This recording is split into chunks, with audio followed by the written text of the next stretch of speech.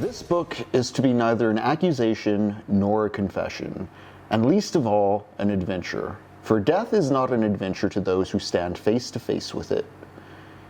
It will try to simply tell of a generation of men who, even though they may have escaped shells, were destroyed by the war.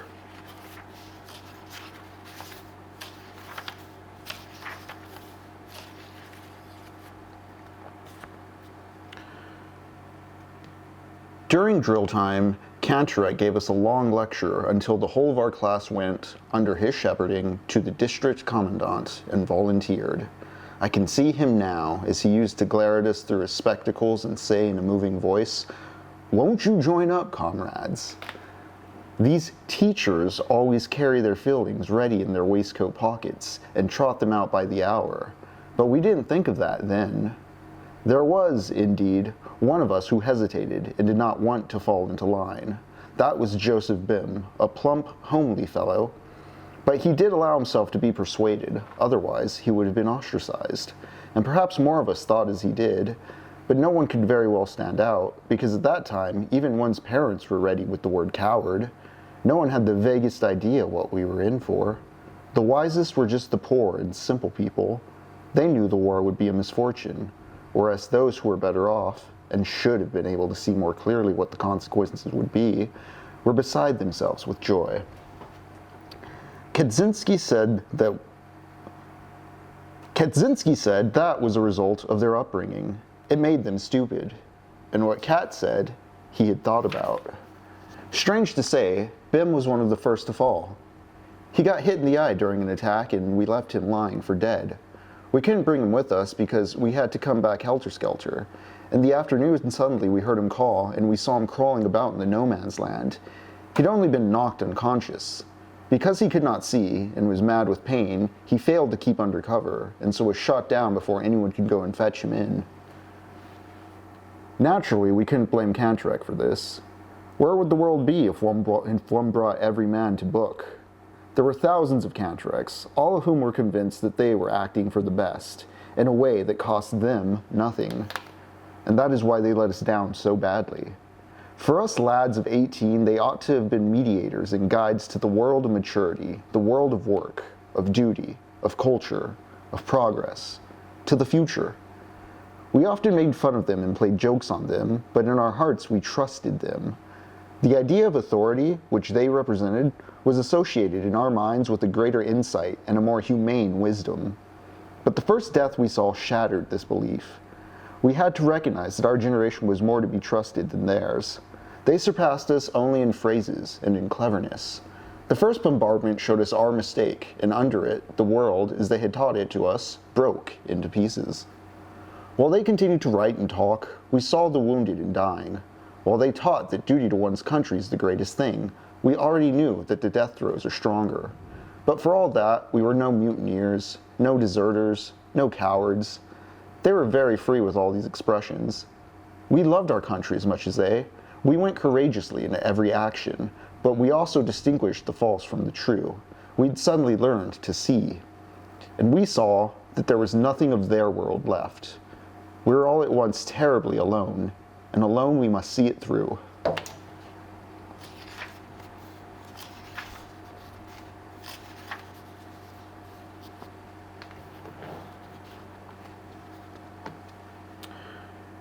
We go back to the huts. I think of the letter that I must write tomorrow to Kimrick's mother. I am freezing. I could do with a tot of rum. Moeller points up some grass and chews it. Suddenly, little Knop throws his cigarette away, stamps on it savagely, and looking around him with a broken and distracted face, stammers, "Damned shit! The damned shit!" We walk on for a long time. Crops calmed himself. We understand. He saw red. Out there, every man gets like that sometime. "What has Fredric written to you?" Moeller asks him. He laughs. "We are the Iron Youth." We all three smile bitterly. Crop rails. He's glad that he can speak. Yes, that's the way they think, these 100,000 Fredrics. Iron Youth. Youth. We are none of us more than 20 years old. But young? Youth? That is long ago. We are old folk. Once it was different. When we went to the district commandant to enlist, we were a class of 20 young men, many of whom proudly shaved for their first time before going to the barracks. We had no definite plans for our future. Our thoughts of a career and occupation were as of yet too unpractical a character to furnish any scheme of life. We were still crammed full of vague ideas which gave to life, and to the war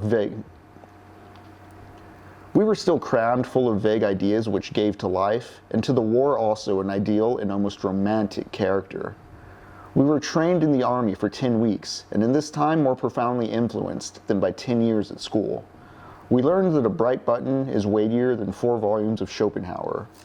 At first astonished, then embittered, and finally indifferent, we recognized that what matters is not the mind, but the boot brush, not intelligence, but the system, not freedom, but drill. We became soldiers with eagerness and enthusiasm, but they've done everything to knock that out of us. After 3 weeks, it was no longer incomprehensible to us that a braided postman should have more authority over us than had formerly our parents, our teachers, and the whole gamut of culture from Plato to Goethe. With our young awakened eyes, we saw that the classical conception of the fatherland held by our teachers resolved itself here into a renunciation of personality, such as one would not ask of the meanest servants. Salutes, springing to attention, parade marches, presenting arms, right wheel, left wheel, clicking the heels, insults, and 1,000 pettifogging details. We had fancied our task would be different, only to find we were to be trained for heroism as though we were circus ponies. But we soon accustomed ourselves to it. We learned, in fact, that some of these things were necessary, but the rest merely show. Soldiers have a fine nose for such distinctions. That is from Erich Maria Remarque's All Quiet on the Western Front. Originally published in 1929, Remarque was a conscript into World War I. He was on the German side. Survived, wrote this novel about the horrors of war, and I have to say, it's quite damn good. If you didn't plan on reading it, I've been saying we're going to read it for the past few weeks. Get to it. It's only 250 pages, quite large print, I might say, as well, and just every page has had something just dropping my jaw. Just damn, the sobering realizations of just the horrors of what he's being put through as a human being. Amazing stuff. I can see why there's like 4 film adaptations of this thing. What it's hitting at seems to be pretty evergreen and I don't know, transcendent in short. But hi, I'm Henry. Welcome to Technopoverty, where we read books as an excuse to play video games, and play video games as an excuse to read books.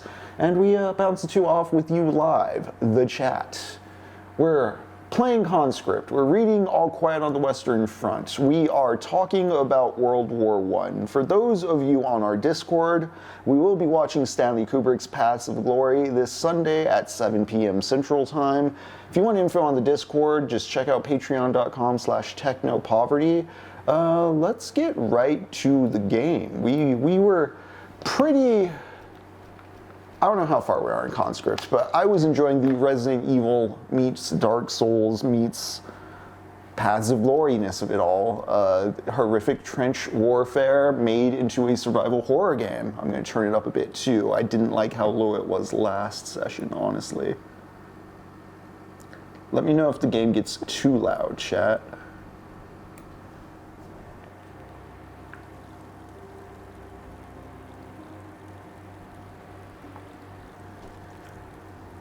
You know what, L-Man? It's a little reaffirmation to remind somebody what day of the week it is, you know? It's a kindness, and it's all like, yes, you are sane, you're still in the proper reality, the date and time is correct.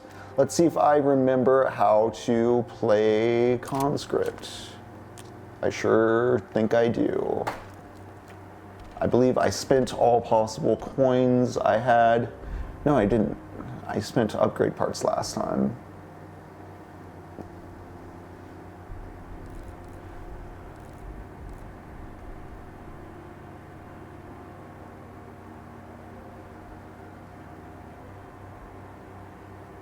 What up, Mask for Mask? Every day but Monday, am I right? Water cooler gatherers. I hate to sound like a toxic internet boy, but I broke that particular matrix. I don't mind my Mondays, but I do sometimes get annoyed by my Fridays. Not my present Fridays, though. I actually feel quite excited about a project I'm starting tomorrow that I may say more about pending further details, but I'll just say it is a YouTuber I've worked with before who is not Mr. Burns. You should definitely be supporting her. I think I'm going to save up for the larger bag with the coins.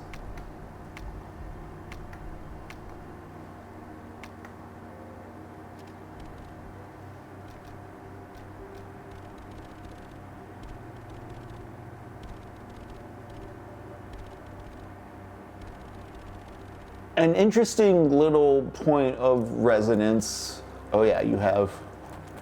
All right. So I believe last time we played, I got the supply trench key and I needed to, I think I licked all the corners I could at present and I needed to go get the supply trench.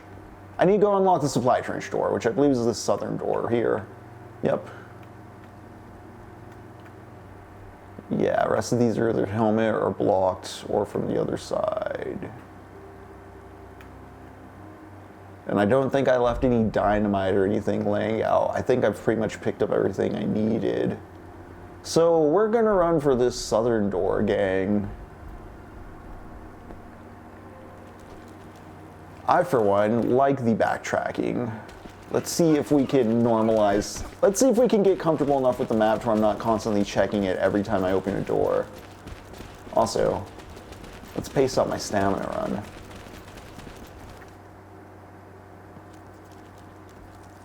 Right. There's rats. We gotta be scared of rats.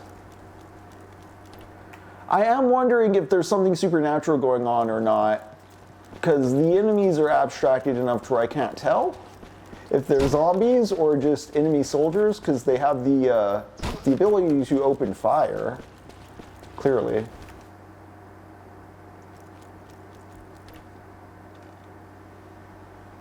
Do I have any healing items on me? Ooh. I suppose if I go in here, there's a box, right? Yeah. See, I know where the save room is.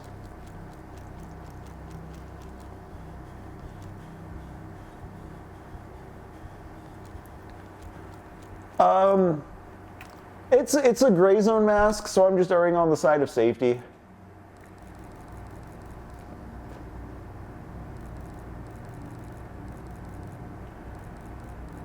Don't want to take anything else with me. Right, I have half a wire cutter. I need to find the other half to cut those wires and get to the other side of that one room. That's already on my map. Okay.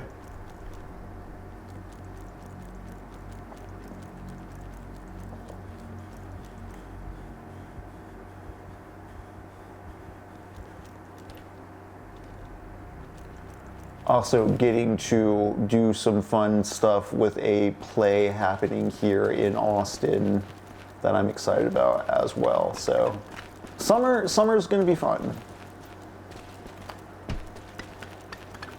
All right.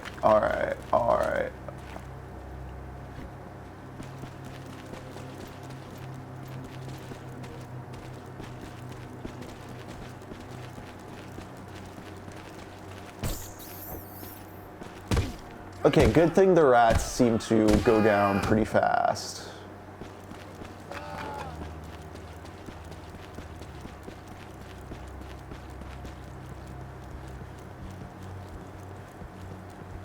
Is this the door? Yep. Zone 2, let's go.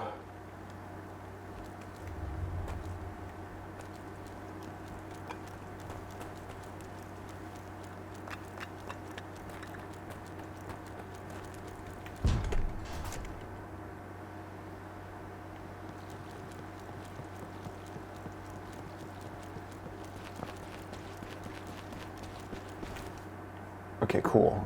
Yeah, supply box is right here. I'm just gonna get the flashlight.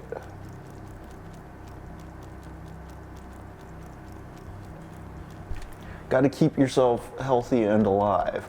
Speaking of flashlights and keeping yourself healthy and alive, boy howdy, the start of All Quiet in the Western Front.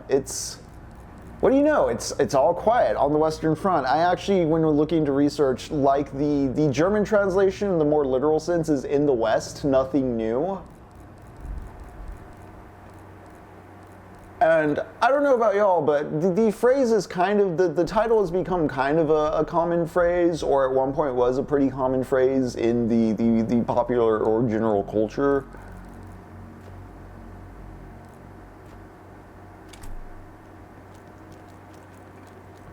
And every time I've heard it employed in the general cultural sense, all quiet on the Western Front, it meant exactly that, just like, oh yeah, things are quiet, nothing's happening.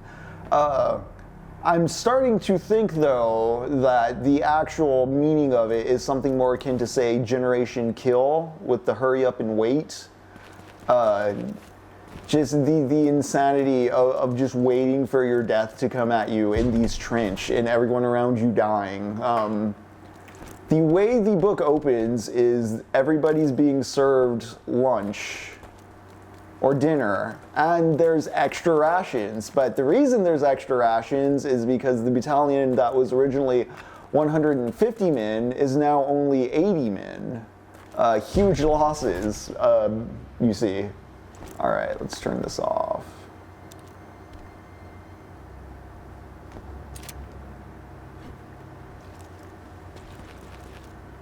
So right off the bat, the novel's highlighting this tension.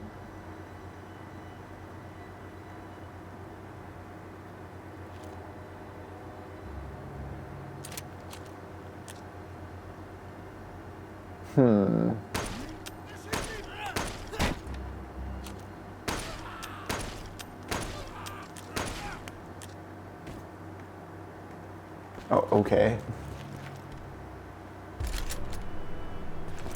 Nice. I did have rifle ammo back there, actually.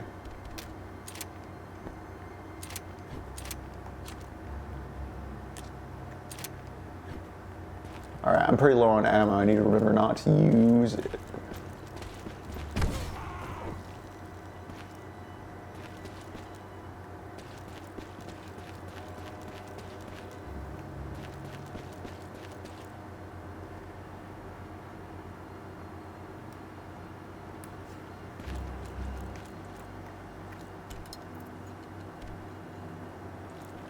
But anyways, once there's a minor argument over the dude trying to ration out the food is like, no, everybody, you know, I'm supposed to give 80, I'm supposed to serve 80 men, even though we have supplies for 150. And there's a technicality where the battalion's like, no, you're just supposed to feed the battalion in general. So we get all 150 of that, because that's meant for the whole battalion. We're the whole battalion.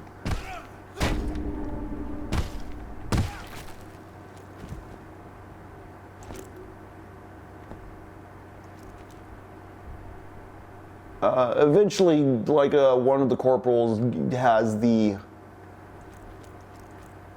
guy give in, and they get their food. But anyways, while they're eating, they just talk about checking in on a friend who the day prior had like a leg wound and is now like down the way in the hospital, in the med ward.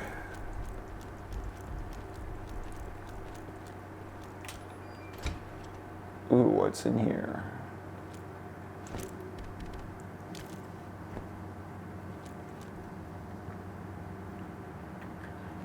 And just the way we're set geographically, we know we're 5 miles behind the front line. We know that there's been wars up ahead in just that 5 mile distance. People be dying. Ooh, what's over there, and how do I get past here?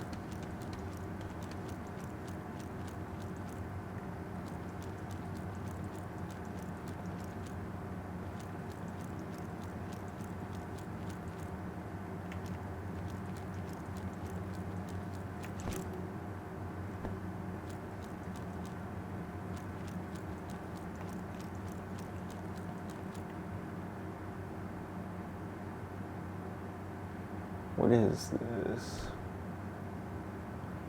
Oh, okay, I need a handle for this detonator.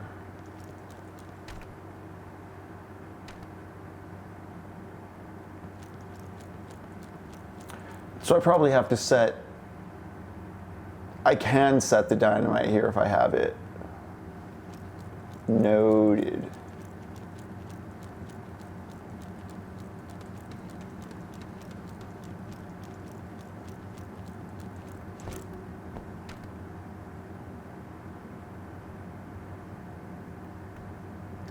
Yeah, I probably dynamite that and I can get the shiny from the other way around. All right, let's go back the way I came. And boom goes the dynamite.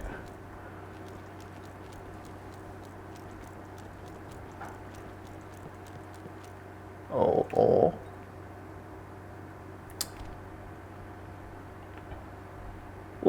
Lot of things to interact with in this area, which is nice. I mean, they're feathering out, of course, like progression, obviously.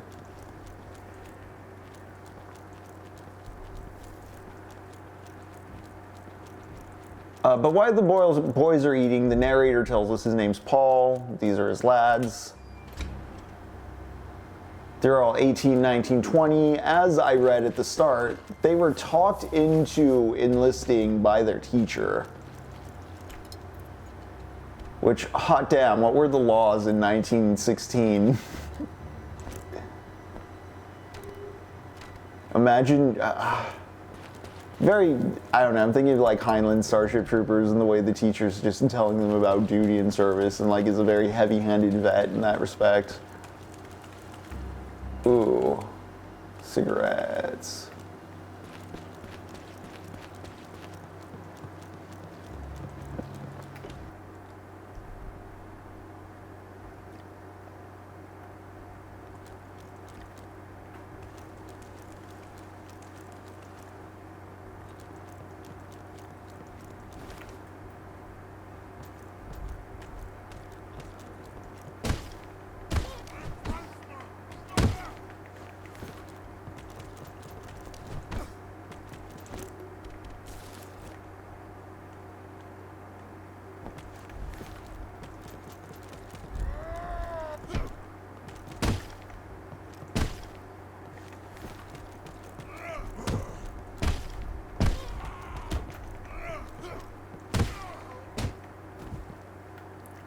Phew.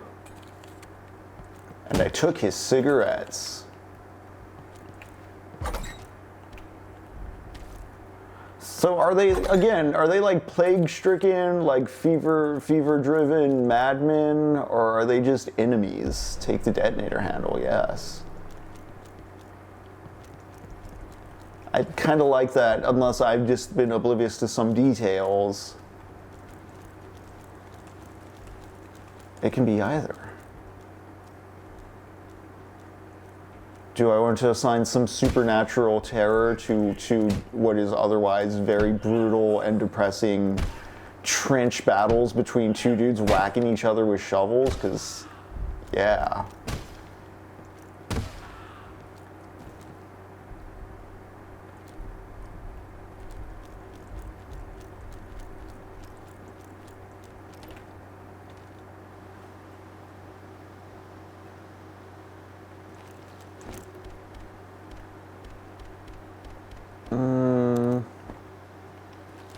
I'm going to resolve the dynamite thing, I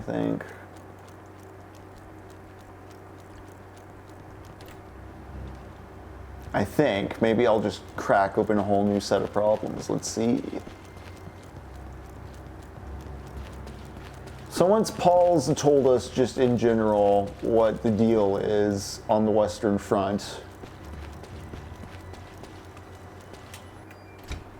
we're off to see his friend in the med bay, and his friend who had a minor leg wound has had his foot amputated. He's not going to make it. They're trying to reassure him that all's going to be fine, but he's very clearly dying, and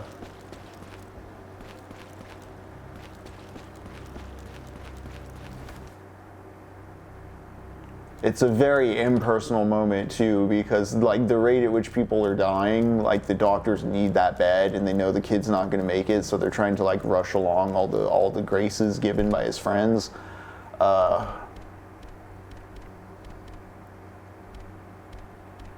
medical surgeons even like, why should I care? Like, 20 people a day die here. This is the 6th amputation I've done today. I just like, I don't know what do you want from me? We're gonna have to get deep into this gunpowder system today.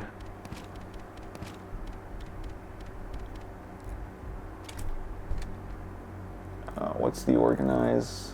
X button, okay. Extremely mash, man, yeah.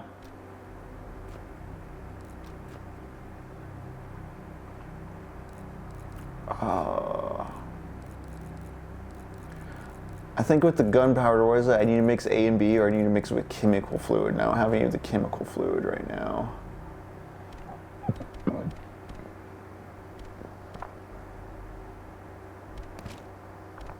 I don't need that many rifle bullets, do I?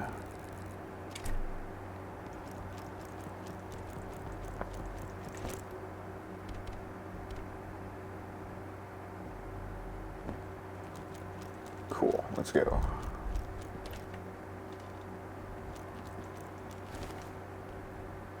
And now Paul has to,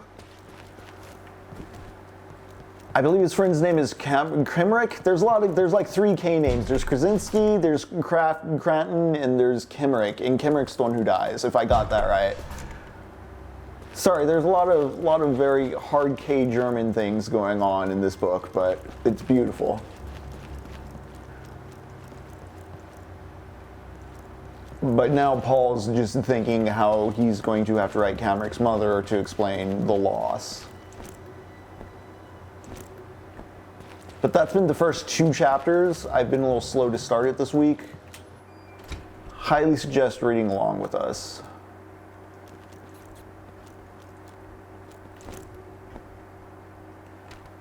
Howdy, howdy, Ja.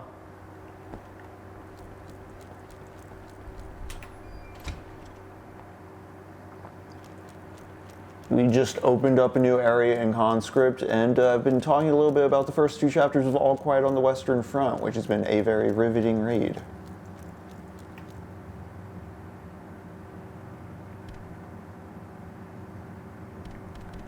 Let's do that. Yes.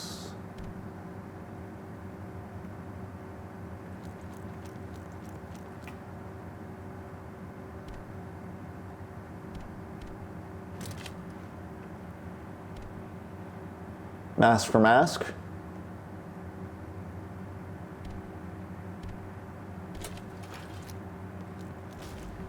Boom goes the dynamite.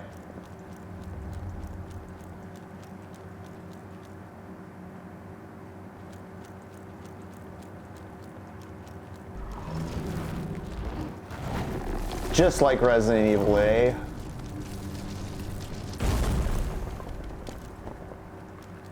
Probably cracked something open down this way though. Let's check. Oh, no, okay. Ja.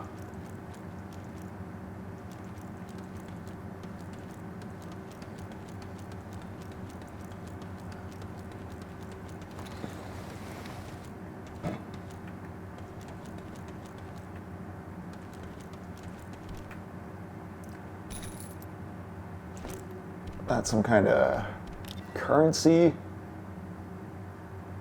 Maybe of use to someone else. I probably can sell it for goods and services, products and services. Oh? Oh? Both halves of the cutter and the cigarettes and a pickaxe. Any of you gonna get up? Any of you gonna get up and need to be slammed in the face? Hell yeah, it's a weapon.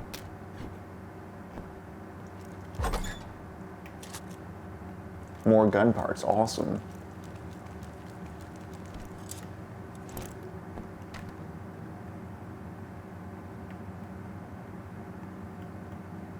Locked door to road. Okay, I guess I should just explore over here on my way out. And then put that cutter together, clip those wires.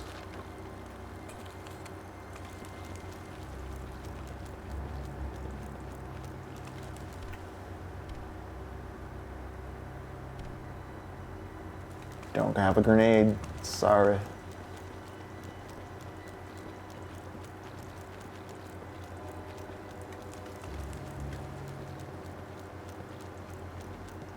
Oh, whoa, okay.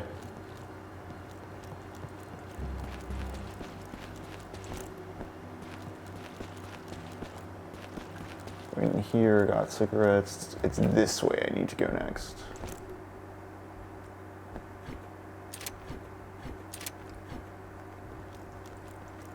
I'm going to beat a dude with a pickaxe. I can feel it. That's the one to the road.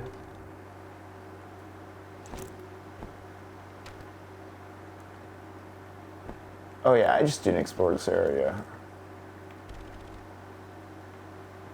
It's Gaston.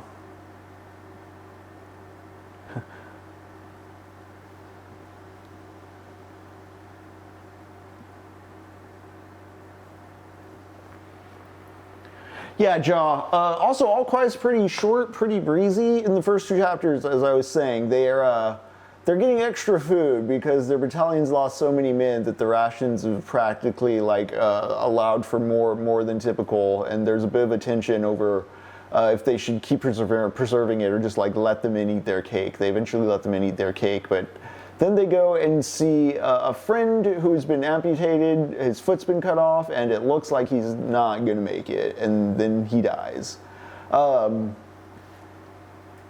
Very interesting how much Paul, the protagonist, recognizes the emotional states of his friends. When he says that Cough's in the red, and they were all in that, they just understand they're in absurd conditions. I really like the sense of I think Paul's already even stated a sense of spirit of corps, esprit du corps, of just the camaraderie, not in a nationalist we are from the military fighting for this cause sense, but just holy shit, we have to survive this meat machine sense.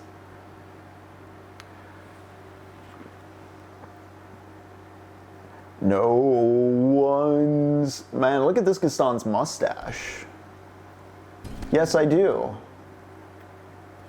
No one tokes like Gaston. Got a big ol' artillery shell, I assume, for a puzzle.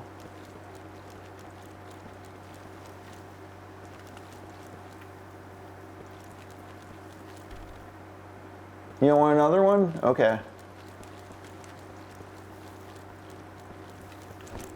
So that's my full inventory. I need to figure out what I'm doing with that crystal.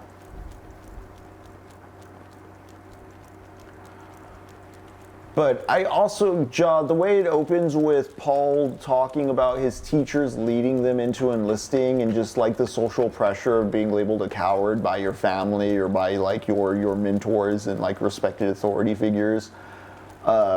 And how much that leads them into what they see as a hypocrisy of their generation thing. Very powerful shit. Cool, save room.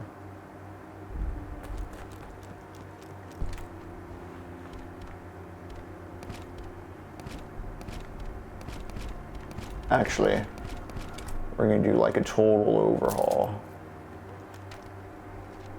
Repair request. The shelling did not cease last night. Whoever trench wall collapses in the western support trench, fire trench both the east and west reserve trenches. The rubble in the western reserve is blocking access to underground railways. We've got some of our lads stuck down there. Communications is also blocked off by the rubble in the east reserves. Get your boys to patch you up as soon as possible.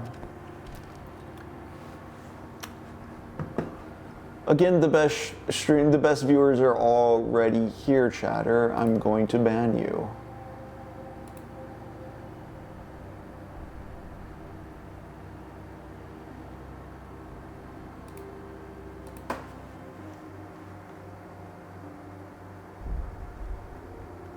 Are those locations I was already putting wire up at?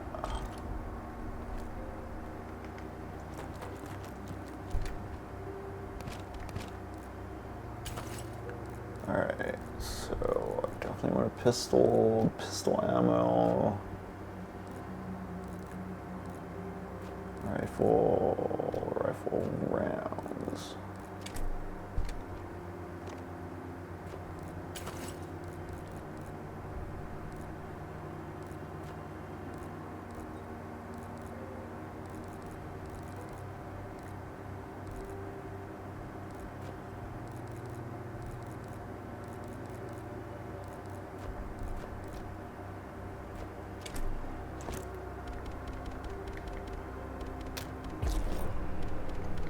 We have a full set of cutters. Let's see if we can hawk some wares at this guy, but also I need to reassign.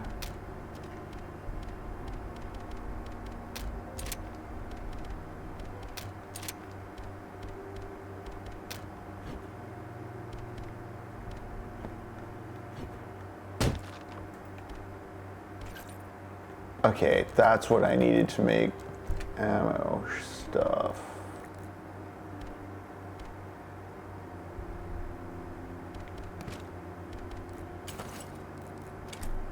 I'll come back for that. Let's see what the shopman can do for me.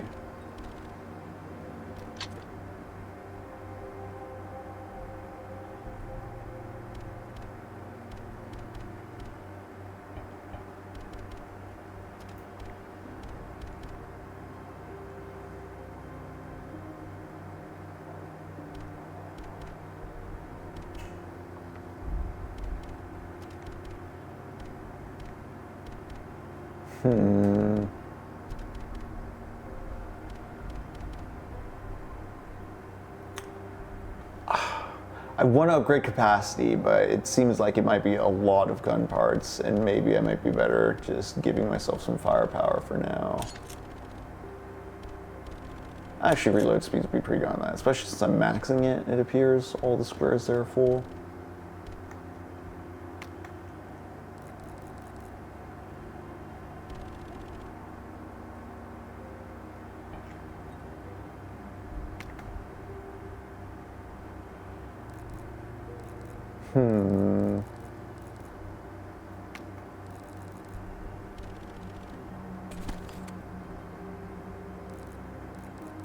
I hope I didn't waste a sale there.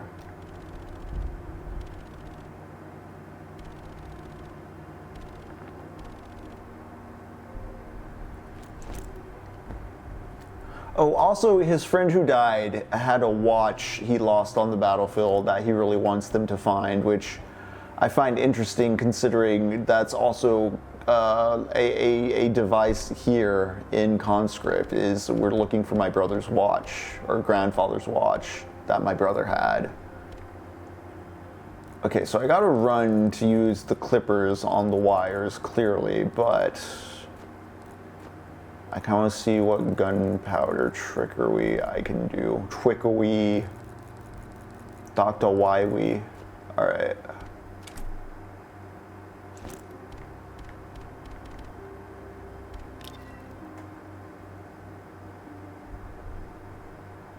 Okay, so that creates rifle rounds if I do that. This creates pistol rounds. I kind of need more pistol rounds right now.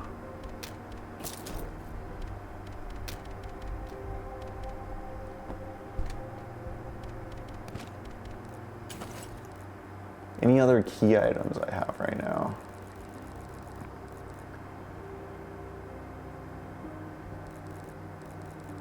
I feel like I'm going to run by another box before I need to worry about getting that. Okay.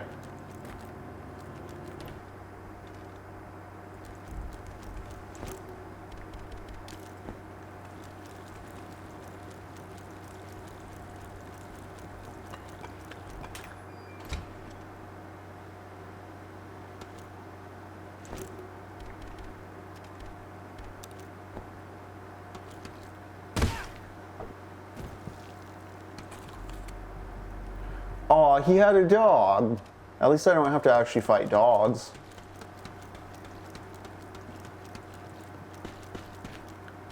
Ah, yes.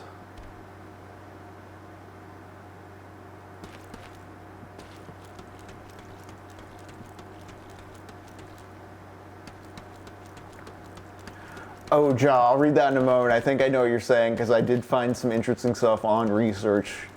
I honestly did not know much about Remarque until looking up his stuff today. I announced at the beginning of the stream, but I didn't really get into it, but this novel came out in 1929, and the Nazis hated it. Goebbels hated Erich Remarque and considered the novel, you know, it's too critical of war and against the nation. Alright, I feel like I gotta make a choice with this shell, so let's save. Although I said I was just gonna go straight. Should I save scum it? Alright, Josh says, regarding the author's name and Nazis being Nazis, his great founding father came from a French family in Shootin. This is contrary to the falsehood perpetuated by Nazi propaganda. His real scare name was Kramer. Remarque spelled backwards is that he was Jewish. Yeah, and he was a writer, a journalist, editor, you know, a typist, educator. I find it interesting that he himself was an educator and a librarian, and he's very critical of the way that the students trusted the education apparatus that walked them into World War I.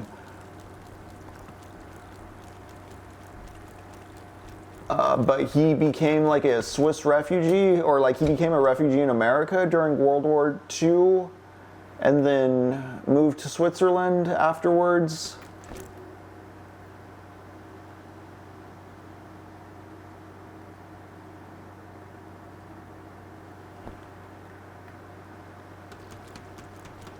All right.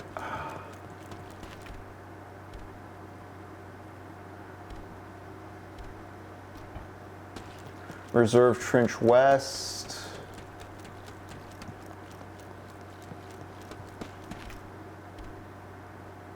Support Trench West.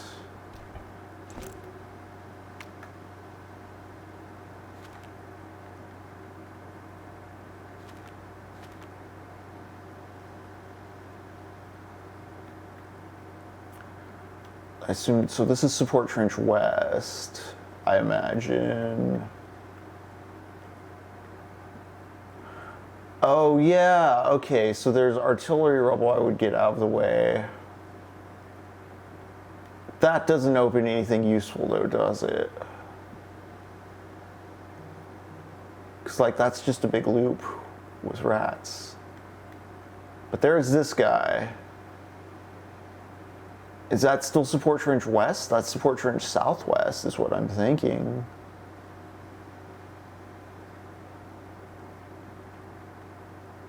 I guess that would open up a door too. I'm assuming that's the three choices. Do I open up this door, this underground? I don't think this one's anything productive or useful.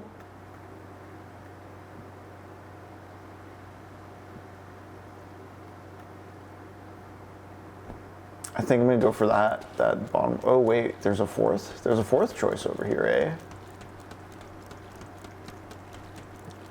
Unless I gotta just find more artillery shells. Reserve Trench East.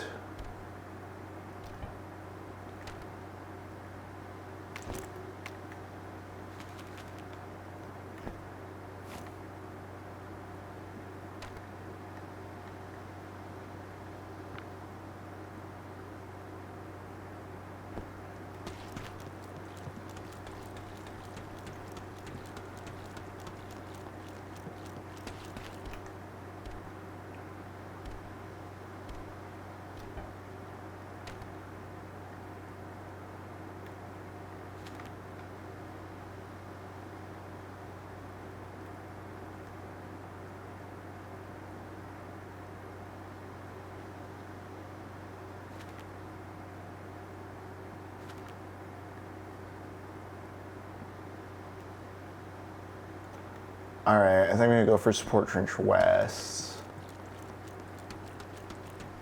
If I see the result and don't like it, I did just save right beforehand.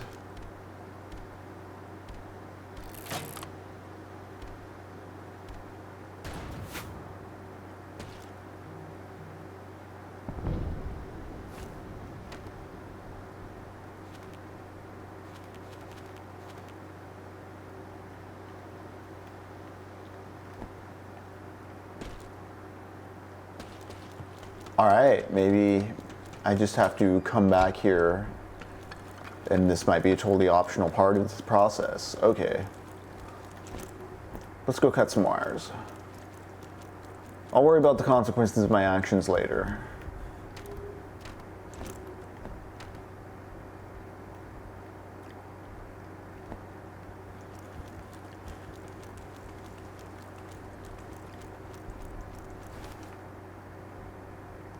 Right.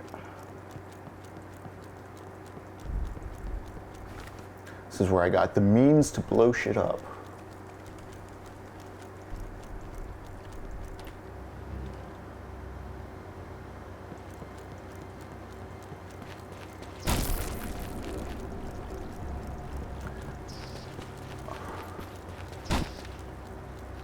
That's like some hardcore poison.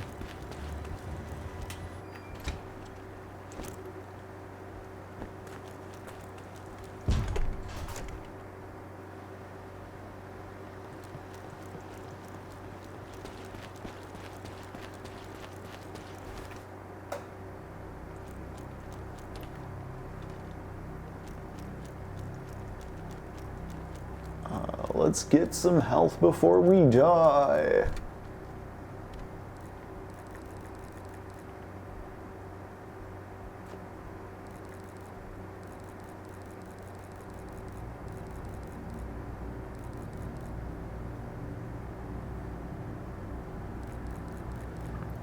Oh, you know what, gang? I just realized my laptop's not plugged in. I need to run real quick. I'm going to throw up the break time bumper for a second and get that taken care of so stream does not die. Be right back. A growing concern is, did I waste my health items or am I just not shooting things enough? But that is the mark of a good horror game. More so than like if the immediate thing is, ooh, scary, or jump scares, or like even if the plot makes sense, it's the self-doubt the player gets with their resource management, because the game gives you enough rope to hang yourself, you know?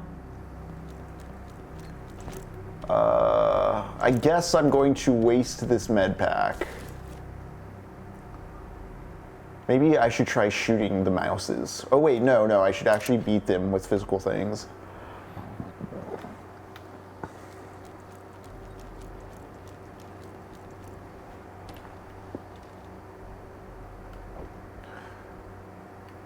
Yeah, going back to some of the recurrent themes throughout the show, the nostalgia stuff, like coming to All Quiet on the Western Front. I forgot where the wire room is. Valid use of the map. And how vivid and direct and cogent it is in its critique of war as an endeavor, coming from a World War I vet in 1929, and still being extremely insanely like lucid and tangible as like applicable today. It really does. It pokes at this conception we have of like, oh, just because we're further in the future along, since we're further along in linear history, we're smarter. That kind of illusion or assumption of progress. I think there's kind of like a flat Earth. I think flat Earth syndrome is what this is called at times, where the assumption is people in the past were dumb because they thought the Earth was flat, and how that's kind of like a gross oversimplification of the past, but reinforces again this idea that just like, you know, we're in 2026, of course we're going to be smarter than we were in 2000 because we've progressed 26 years.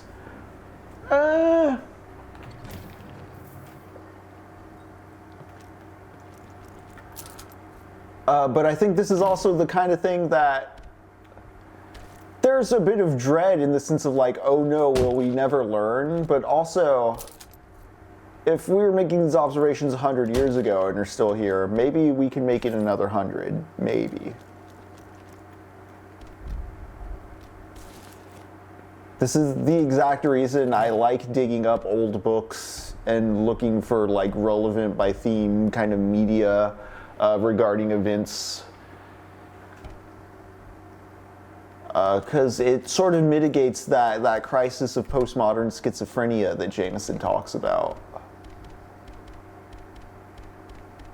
You know, you find the historical continuity and it makes things a bit more legible. Okay, we got some stuff for healing items now.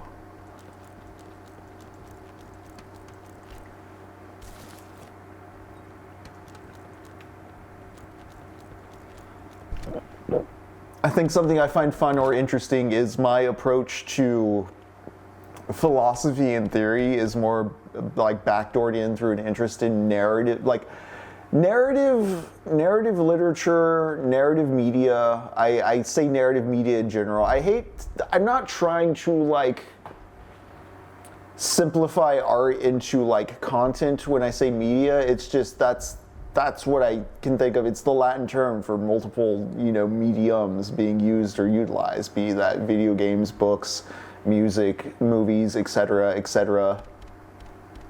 Also, like, I grew up at a time in college where I was in a communications department where the word media or multimedia was like really, really driven into the brain.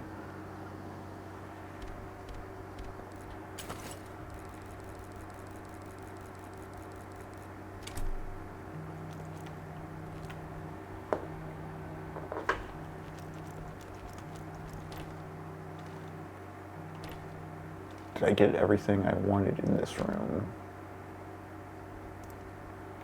Oh yeah, this is a nice little zone.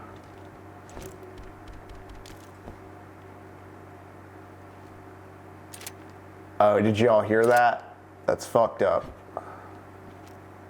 Maybe I should make a med pack. I was just saying, I don't know if I have enough medical supplies.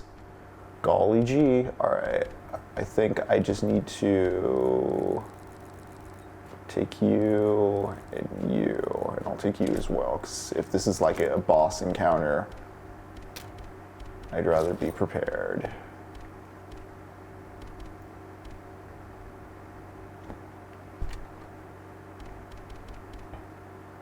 I'm gonna take a torch battery just in case.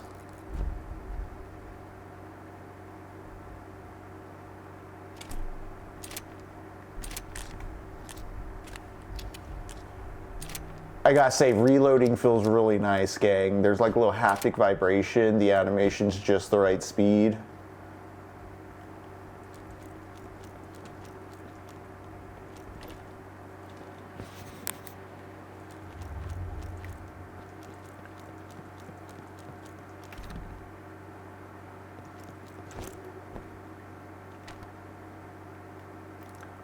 How do I get to the other side, though? Maybe I come up from the top. We'll see.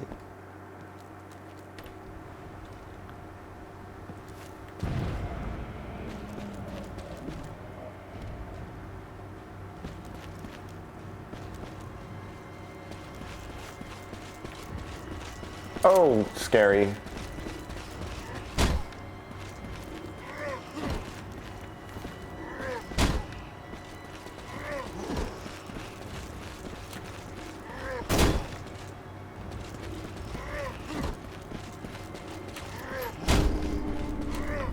Ooh. This is bad.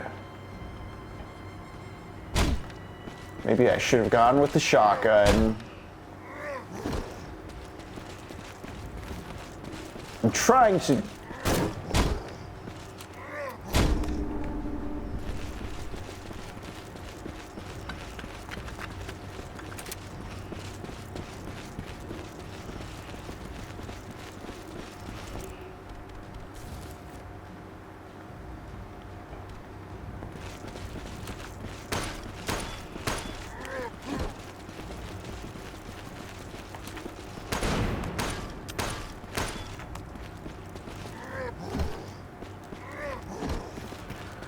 Also, the dodging's nicer than I expected because I was like going under that dude's axe while stuck against the wall, which I feel is very generous on the game's behalf. Like, good work, honestly. This is like, there's a lot more fidelity to the micro conflicts than it may first appear given the camera angle.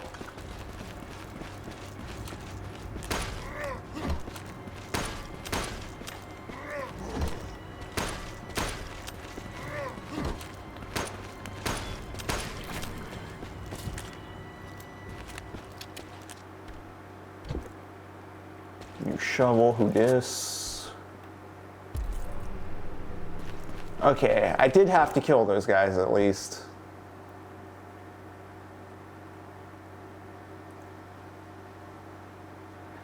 Yeah, we've offloaded more than cognition. Ja, I think we also seek to do that in like an idea of like approaching a final utopia instead of considering like time isn't like culture's an ongoing project. You don't attain like a final state of perfect culture. Like, you know, processes are always happening. The environment shifts. This is something that was frustrating me earlier today. I was listening to the Bad Faith podcast. Brianna was talking with Natalie Wynn. And it was very frustrating because Natalie would compare the Bernie Sanders 2020 campaign to the Ralph Nader 2000 campaign as if like they were the same things. Without, you know, different moment in time context to consider. Just very frustrating stuff. But that just goes to show you if you don't have like that through line, that sense of historical reference. I mean, you know, I think this is kind of why it's the radical centrists that are going a little loony right now, because their idea of what is the real America is something from maybe the Bush era that was a corporate illusion. It's like falling for the Norman Rockwell paintings, you know?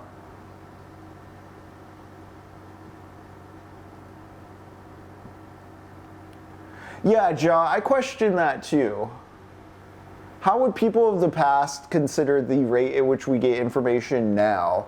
Because, like, for instance, the timetables on something like the Constitution, as far as like how many days and how long X, Y, and Z has to happen, is very much based on a much more analog system of interstate communications.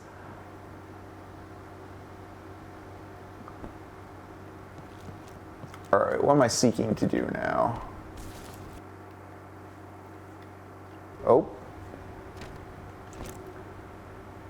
Sorry, gang, this HDMI cord can be a little finicky on my laptop. Actually, it's my laptop's.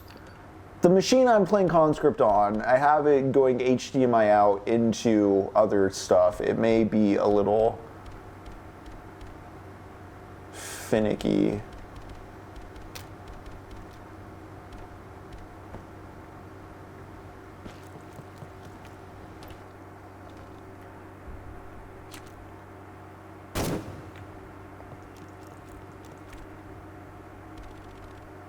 I tried to shoot the medic, wow. A man with the name Pierre? I'm sorry. I have not seen it to such a person. Okay. He left.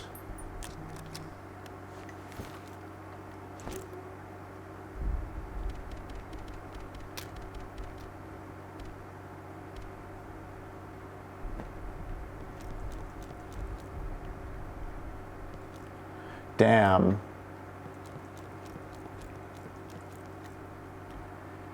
Yeah, that the game has let you dwell in the ambiguity of, are you fighting like supernatural dudes or not? Oh shit. Yeah, your brother's probably dead, dude, or he's gone. He's just not here. Okay.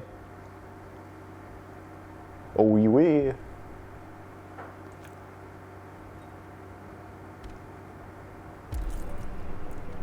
The Seville key. Okay, so I can go over to the fort.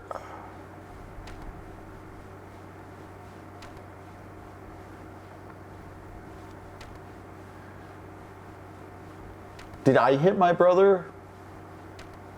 Who's shuffling around? I hear that.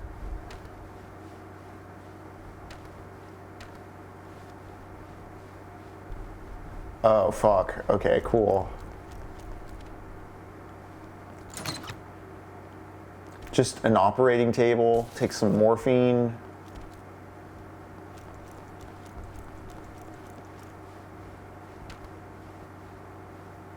Okay, I see.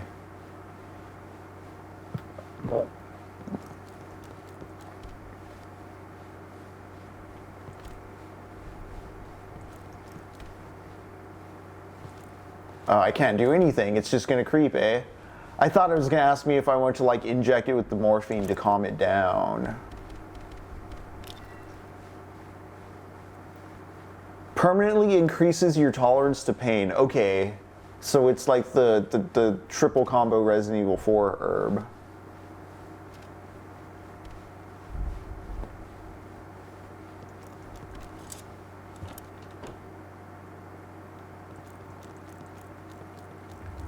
Alright, I guess we're off to the fortress Invanquishable, save for Saknath.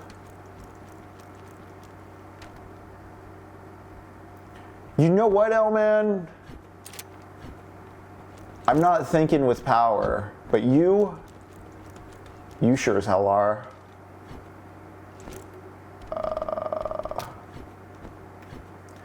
I like that you can do this, but I also fumble so bad in battle actually doing the quick swap. I like the bullet time.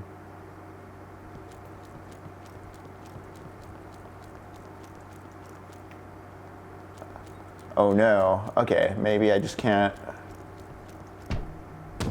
Nope. All right.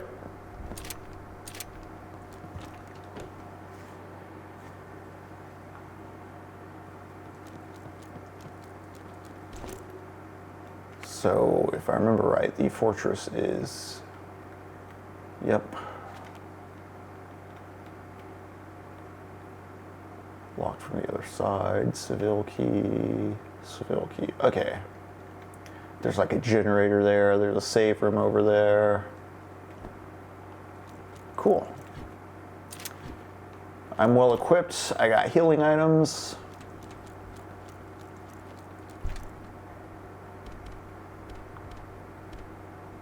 Got my super heroin.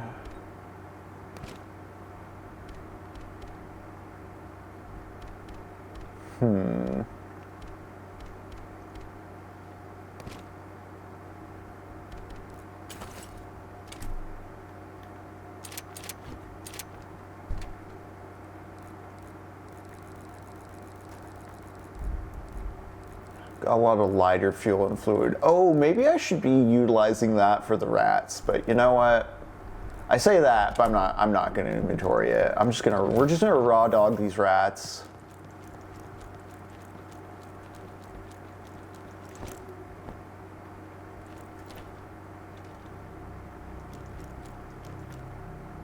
But we have to get to our fortress.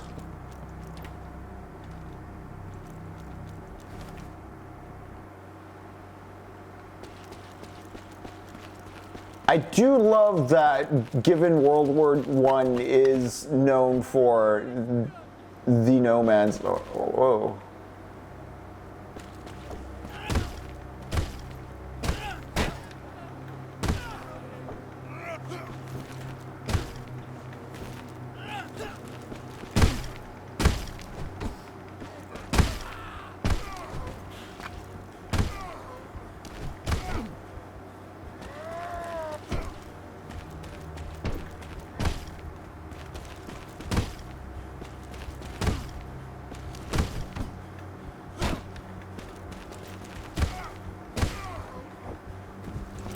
All right, let's see.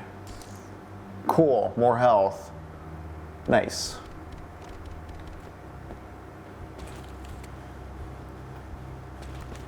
Trench warfare. The use of this location to really make a Metroidvania.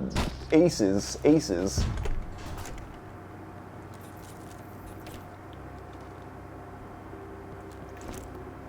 Oh, I'm already over here? Oh, right. Okay.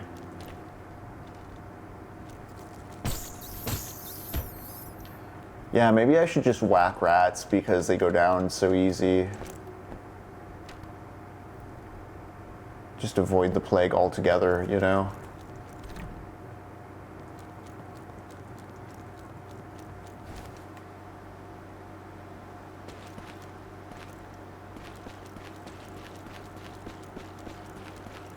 Yeah, I talked a bit during Medal of Honor about World War II working as advertised. Nothing in World War I worked as advertised. And when I say that, that's not to say World War II was cool. because it looked like it was as advertised. There was still the horrors of war, the nuclear bomb, genocide, we did not need to use the nuke.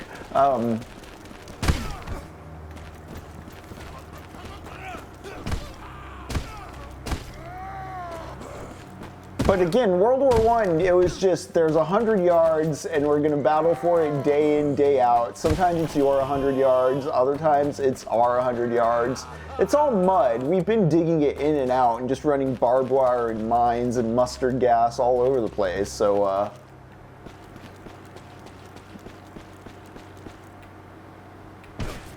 the limits of warfare as a management of boundaries is like a serious thing.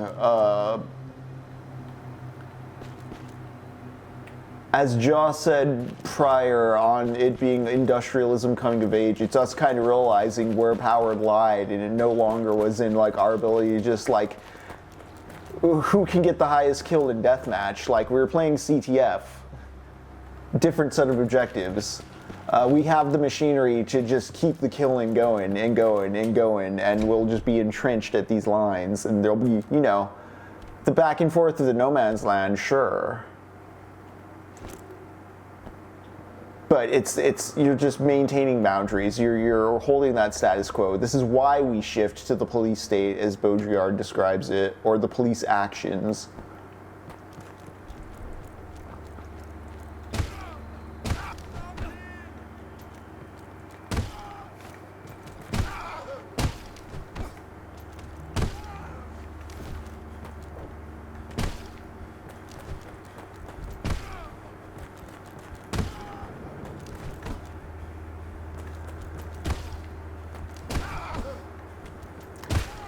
Damn, this guy's taking a lot of hits. Sometimes I don't know what the consistency is on there.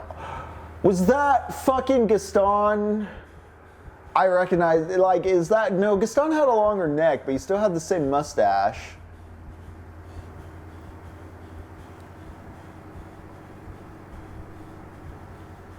Yes, 3-2.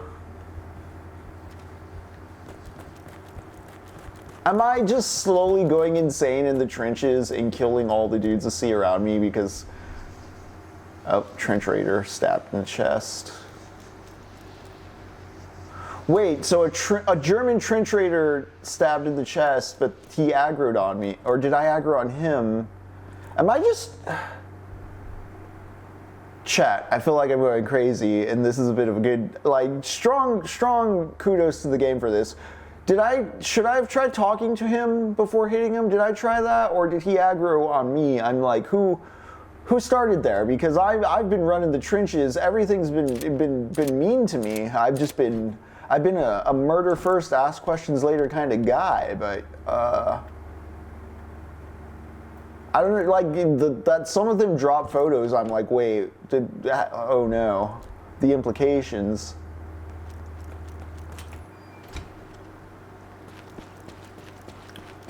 Okay, there's a save room over here, though.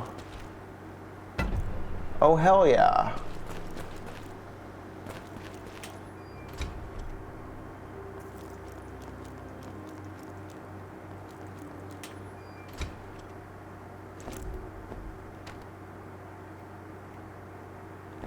Can't pass this blockage.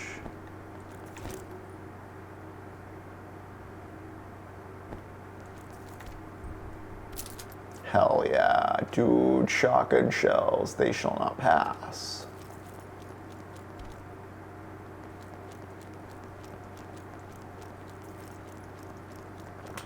Should I go use the nah. I'm just gonna put it in the box and wait till later, because there's a box relatively close to the shells themselves. I'm not using the shotgun right now. I do want the repair kit. I'm gonna repair the pickaxe.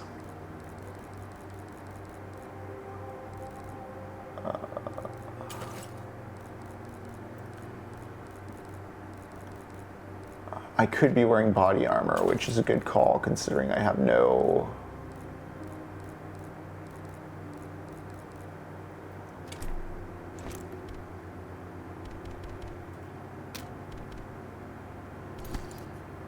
Ooh, I can repair the body armor too. That's good to know.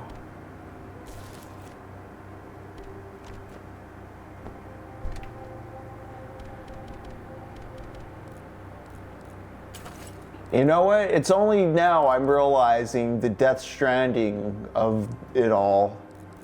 It is the Resident Evil of Death Stranding likes. It is the Medal of Honor of it is the Death Stranding of Medal of Honor likes.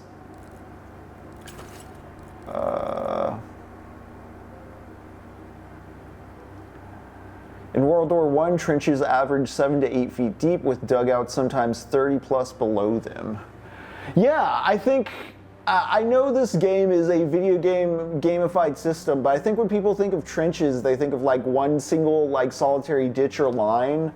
I kind of think of that scene in like even something like 1917, I feel doesn't get into how elaborate they are. Something like Paths of Glory does. It has an infamous trench crawl shot, so once again, we'll be watching that Sunday. Stay tuned.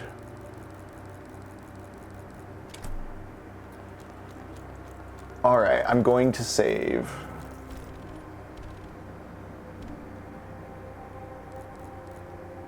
Getting there. Getting there.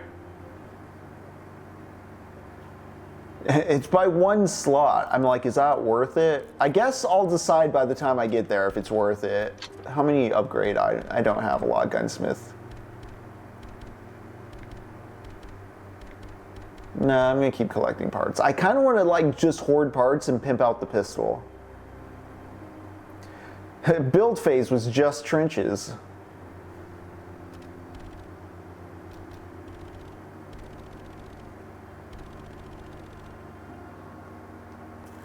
If this game ends up being shorter than I predicted as well, I'm going to continue juggling it with Medal of Honor Underground as well, because I didn't look into spoilers, but I did see that there's like a New Game Plus style mode or some type of New Game Plus features. I think upgrades or something like carryover. There's multiple endings. Given that it's a Resident Evil-like, I find that interesting. All right, let's keep using this key.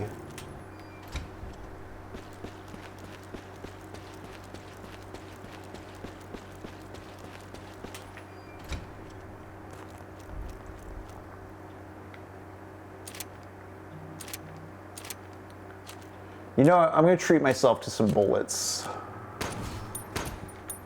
Oh shit, yeah. See? Not so bad. A raiding club. Hell yeah, my dude. Do I want to go through this locked door first? Actually, I'm going to unlock both doors first so I can discard the key and have the space. Maybe I should also get my light pack back on.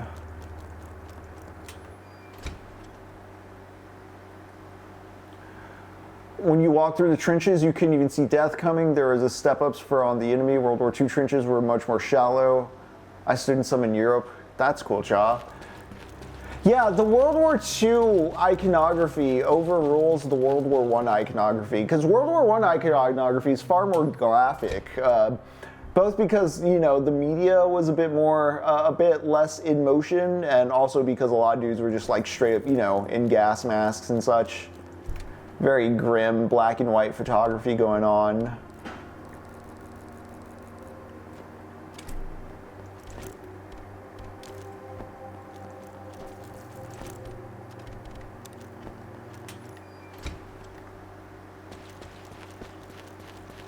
How long to beat says 15 hours while I do some side stuff. All right, cool. I'll see what happens, L-Man. Part of the nature of this last game for me is I'm not sure. I wasn't sure how long I was gonna have with the novel. But I might be through All Quiet on the Western Front fast enough. I didn't want to end up in a situation where I beat this game too slow or too fast. Okay, so there's lots just stuff. There's a general note, animal carcasses, some Cigs.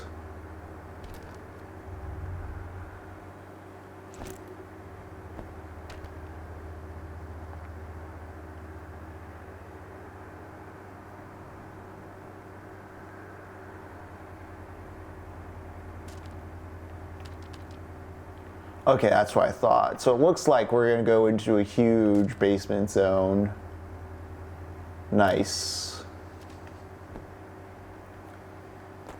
I need to come back in here for stuff though. Making a mental note to also use the damn lighter and fluid. I should be setting things on fire.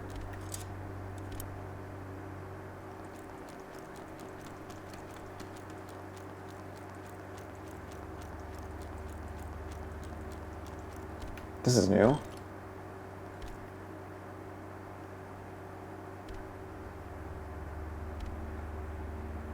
Eight canisters of fuel, let's do it. Also, I need these doors. That's to the front line.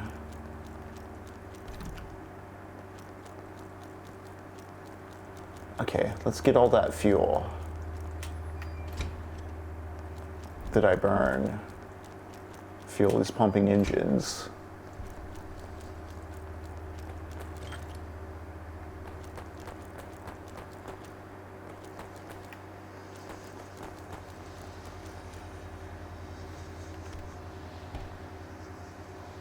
I'll be back for you, alcohol. Can't forget my good buddy, alcohol. All right, I got 4, I need 4 more.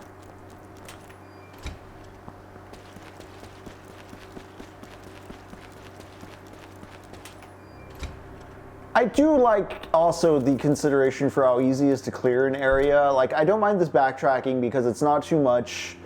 I like the fun of like trying to reduce my map usage.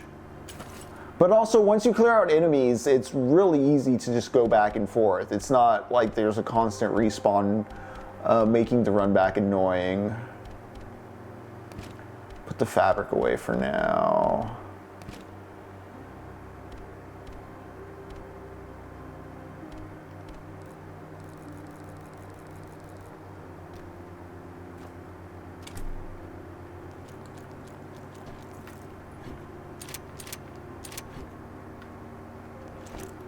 Uh, 139 cigarettes, cigarettes.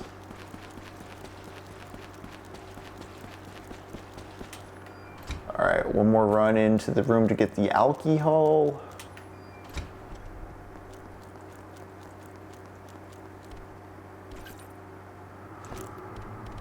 This is just for like combining and mixing, right?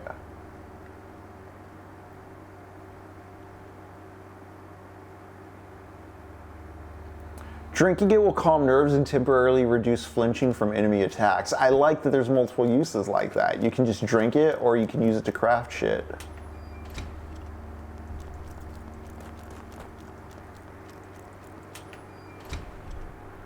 I think sometimes when a game has a crafting economy, it might have too many disparate bits and chunks and currencies to the point where it all becomes like kibble, and you feel like you're managing Excel spreadsheets and buckets. I feel this game has a wide enough, or it keeps it narrow enough as far as what your inventory is, that nice. Little choices like that go a long way is what I'm trying to say. That you can use the fuel to fuel this thing, or you can use the fuel, ooh, to torch things.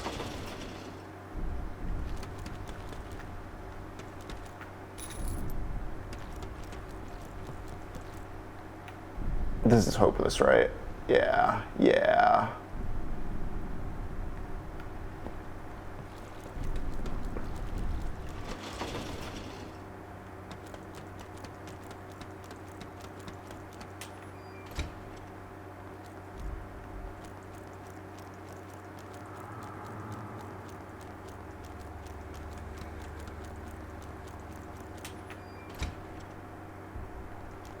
Oh, scary.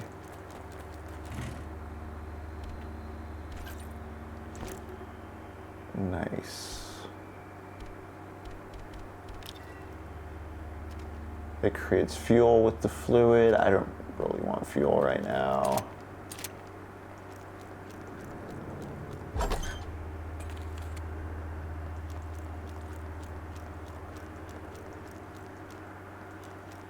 I do have what I feel is a fat inventory.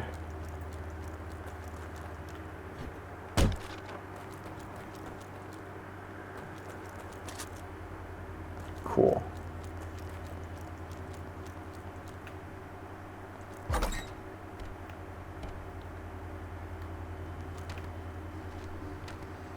On gases. New recruits must be familiar with the types of gases encountered in combat. Chlorine gas, a pale green-yellow appearance. Odor, mix of pineapple and pepper. Okay, so there's chlorine gas. Phosgene gas, appearance colorless gas, musty, similar to that of a fresh hay. Prolonged gas exposure effects, mild intense coughing, severe irritation, vomiting, respiratory irritation, shallow breathing, retching, severe fatigue. Yellow discharge from young lungs. Severe suffocation, blindness, late onset pulmonary edema. Fatal symptoms may take more than 24 hours to manifest.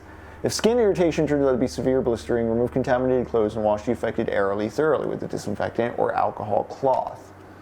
Warning, prolonged gas inhalation will severely affect a soldier's capacity for battle.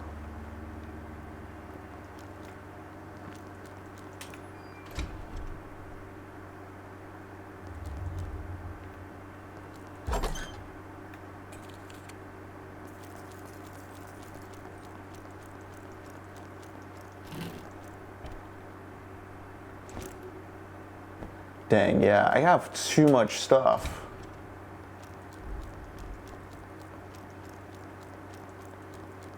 Because there's something else I couldn't pick up earlier.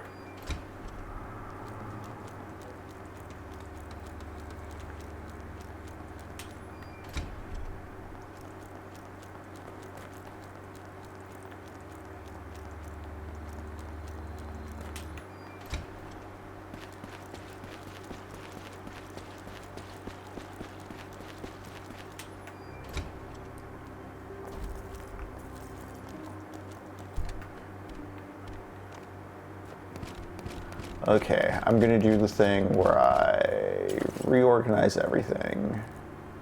Alright, I have a lot of rifle bullets, and I'm not using my guns frequently enough. The lesson I'm learning is... yeah, I'm just gonna do that instead of taking a pistol with me, and I'm gonna take one melee weapon.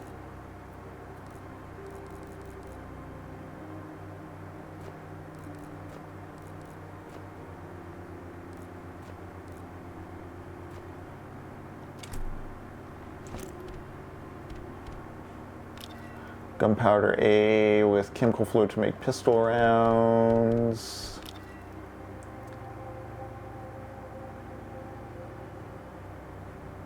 Mix with more gunpowder B to create gunpowder C. I haven't had any gunpowder C yet. Let's fucks with that.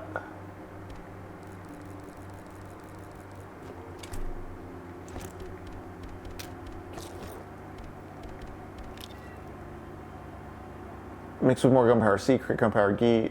Shotgun shells with the chemical fluid A.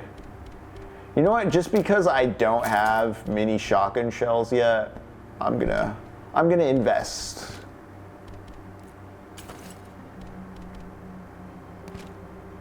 I don't really have anything to do with the alcohol right now, and I don't want to drink it. It's worth keeping the torch on me.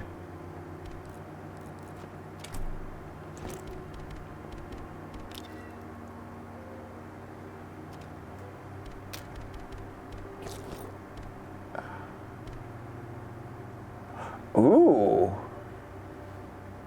I thought I was making healing item, but no, I just make boom boom. Okay. Very Tommyknocker of me. Let's do it.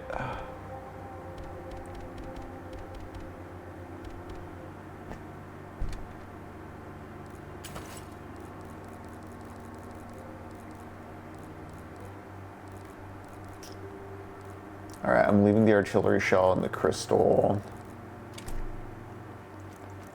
I assume the crystal's for sale, but I might hold off on selling any more until I have a lock on that.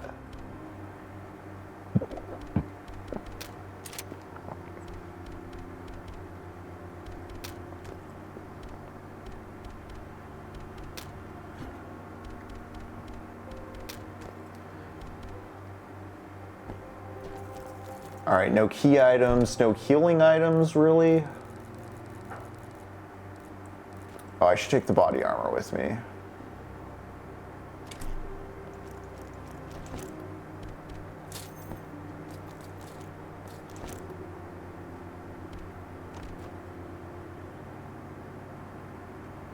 All right, note to self, use the rifle more because I have a lot of bullets taking up a lot of space.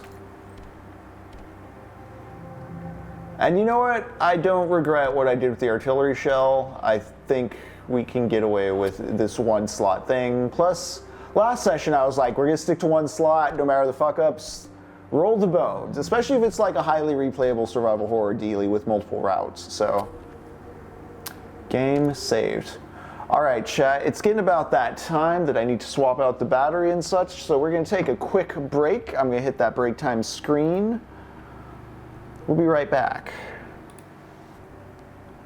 Hello, and welcome back to TECHNOPOVERTY. We're playing Conscript. We are reading All Quiet on the Western Front by Erich Maria Remarque. Holy shit, what a good book. I'm only 2 chapters in. If you're seeing this now, please read it with us. Come, enjoy it.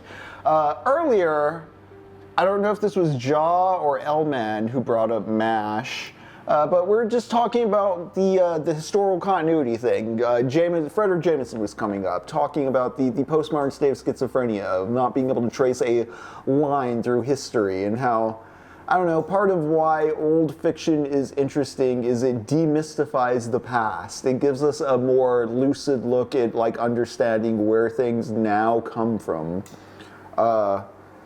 In addition to what we've been talking about with Jameson and postmodern schizophrenia, this also gets back to what we were talking about with Walter Benjamin and a work of art in the age of its mechanical reproduction. He says in there that one of the things fascism does is it aestheticizes. It builds distance between the art and the audience. It puts the art on display behind like a velvet rope. And it's about making the thing like essential and distant and something inhuman, something that the human must strive for. This is where a bit of the scapegoat engine within the fascist impulse comes from.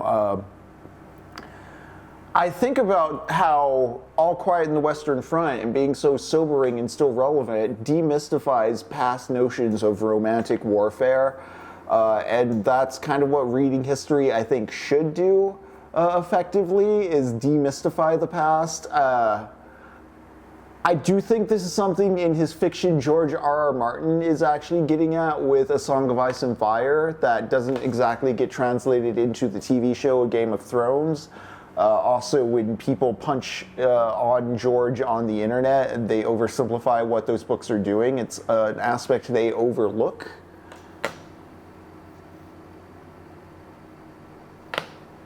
Yeah, 3-2. It sucked. Luckily, again, seemed like they only opened the door and just grabbed where they could off the shelves, because we had like heavy C-stands and stuff in there too, and none of that was grabbed because it would have been very clunky and awkward to move around. Haha. Also, I mean, you could flip a few things in a Pelican case, but they might not know really what to do with or need a sandbag, you know? Anyways, we're not going to get to it, but what I've been talking about with this distancing mechanism of fascism and like destroying that distance and using it to demystify romantic notions of warfare, you can kind of maybe consider that a kind of concluding idea or thesis statement for this particular block, the Toy Soldiers of Spring. And I had another book on the potential to-read list for this block, but we're not going to get to it. Maybe there will be another spring, and there will be another war, and there will be more toy soldiers to play with at that time. Yeah, Ja, it was just, why? But I was waxing about there being another war and another spring and more toy soldiers, and I just wanted to give a shout out to a book y'all might be interested in if you've been digging what we've been doing this block, and maybe you want some reading that's not explicitly what we've been talking about. I'm going to shout out The Enormous Room by E.E. Cummings. I haven't read this one myself. It was another potential to read for this block, and let me just read the back of this particular description. This is the New York Review of Books' publication of it. I am a sucker for the aesthetics of their particular mode of publishing. Anytime I see one of these at a used bookstore, if I'm not familiar with it, I will grab it and just, it's already 60% sold in my mind. Unless the summary on the back just alienates me, I'm likely going to run out of the bookstore with one. There's also Alienated Majesty in Austin, Texas. Shout out to them. They have a rack that's just all of these. So sometimes just going and staring at that wall and getting an idea of what might be cool to read is, a fun thing to do. Anyways, in 1917, after the entry of America into World War I, E. E. Cummings, a recent graduate of Harvard College, volunteered to serve in an ambulance corps in France. He arrived in Paris with a new friend, William Slater Brown, and they set about living it up in the big city before heading off to their assignment. Once in the field, they wrote irreverent letters about their experiences, which attracted the attention of the censors and ultimately led to their arrest. They were held for months in a military detention camp, sharing a single large room with a host of fellow detainees. It is this experience that Cummings relates in a lightly fictionalized form in The Enormous Room, a book in which a tale of woe becomes an occasion of exuberant mischief. A free-spirited novel that displays the same formal swagger as his poems, a stinging denunciation of the stupidity of military authority, and a precursor to later books like Catch-22 and MASH. Cummings' novel is an audacious, uninhibited, lyrical, and lasting contribution to American literature. So, yeah, MASH came up in the chat. Reading All Quiet in the Western Front was bringing Catch-22 to mind, which is, again, diminishing the distance of history, making you realize someone in 1929 was thinking the same or similar thoughts to someone, I'm going to fuck this up. I don't know when Heller published Catch-22 off the top of my head, but, that's a book considered, 60s counterculture, kind of postmodernist, anti-war, some sort of edgy, hippie, boomer sort of piece of art, but, 30 years prior, there's a guy who's expressing the same feelings over his experiences with World War I. It's amazing. All right, speaking of World War I, let's get back to them trenches.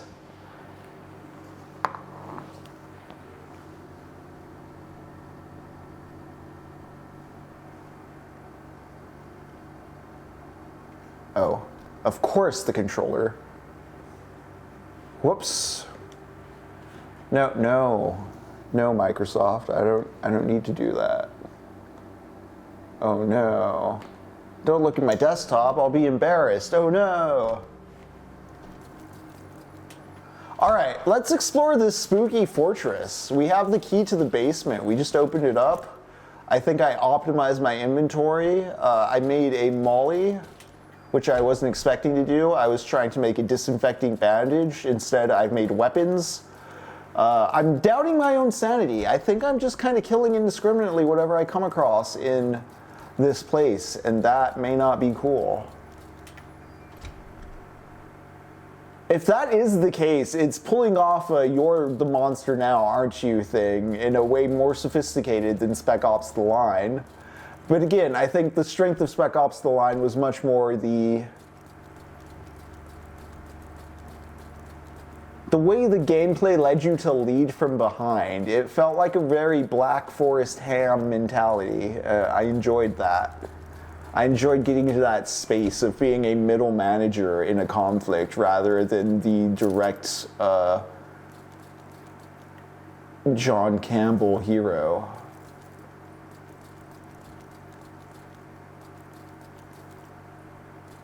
I love feeling like I'm working at a Denny's. All right.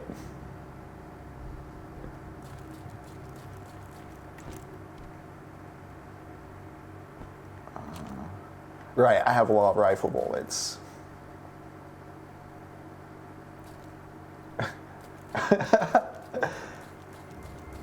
Oh man, I'm not a fan of Black Forest Ham.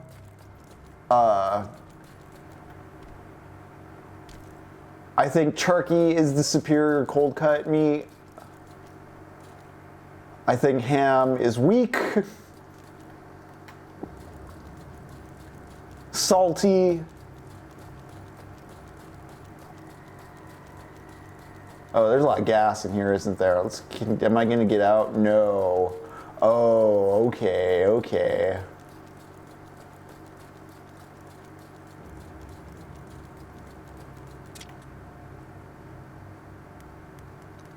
Oh man, I don't know this language. Okay. A, B, C, D.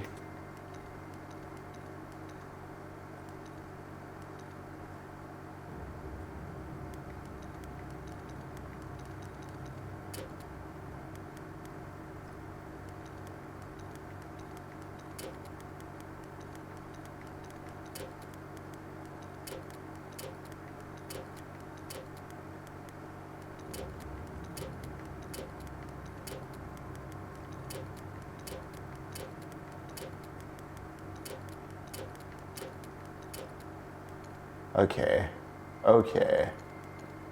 I don't know the names of the symbols.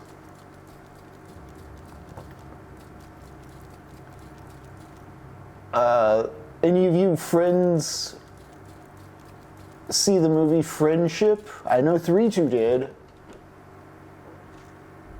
If you understand the joke in Friendship regarding Black Forest ham, I think you can get what my beef is with it. Also, Black Forest ham isn't even actually from the Black Forest. It's a lie. It's supposed to be from the Black Forest in Germany, but most ham in America is just its own fucking thing. They just call it Black Forest ham because they can. Hell yeah.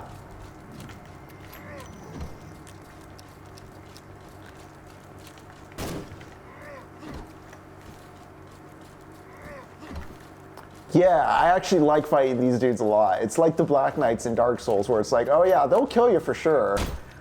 But like, they also have a real fun, like, oof, oof, oof.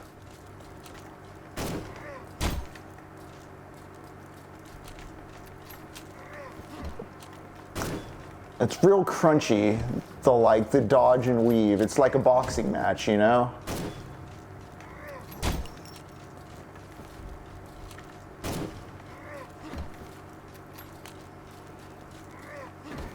Especially because I didn't realize until this session the whole proximity roll, like they have a dead zone you can get around. All right. Maybe I should have taken a swing at him with this like battle club. Yeah, L-man. See, those have a like. And the thing is, there is like an actual, this is the thing, I'm talking about how Black Forest ham isn't real in America. Like, in America, most of what's sold as Black Forest ham is not, it's not from the Black Forest, it's just made somewhere in America and spiced in the same way. But like, there's an actual Black Forest in Germany, like a Black Forest region, Hermann Hesse. You know, we read Siddhartha and we read Narcissus and Goldman here. Hermann Hesse was from the Black Forest. And like, it's from that region and it's prepared in a specific way, and like, we just don't respect any of that in America. We just like make it in a factory. You know, we do horrible things to pigs to get these loaves of their meats into the shape that we then just like blast with salts. And we say it's the same thing, and it's like, no, it's not. That's bullshit.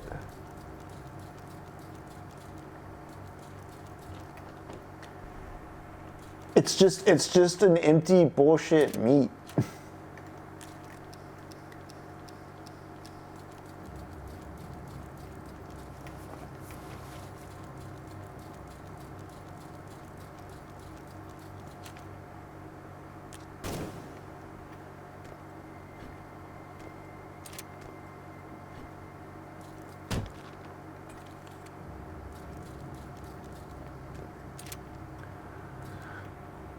Because, I mean, the only time I will do, like, pork is in, like, an Italian sub in combination with, like, some salami and some pepperoni.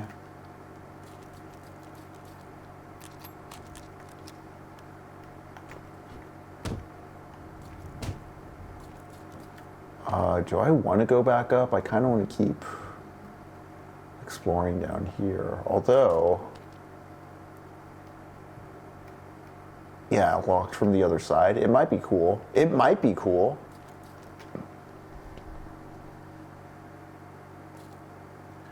Yeah, whole milk or nothing for me, baby. Gun parts. Gun parts are always nice. Let's unlock this.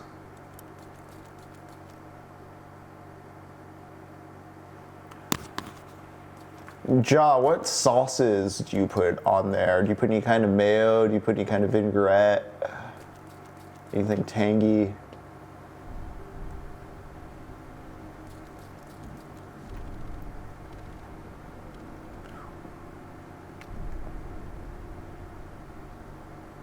I have 3 gun parts. I completely forgot I had body armor on. Is that why I was doing so good against that guy, maybe?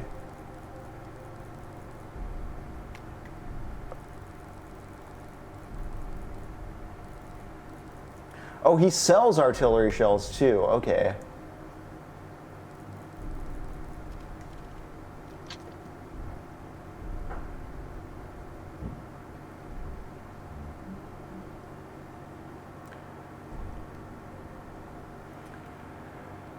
Yeah, L-Man, same with American cheese.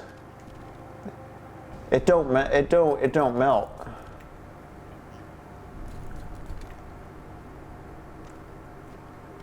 Okay, let's put you away. I don't need all the body armor right now.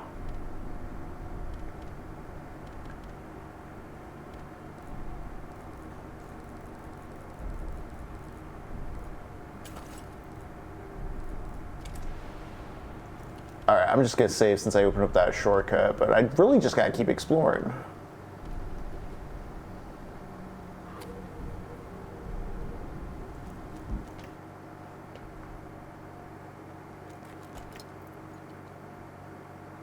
Oh. Hot door. Okay.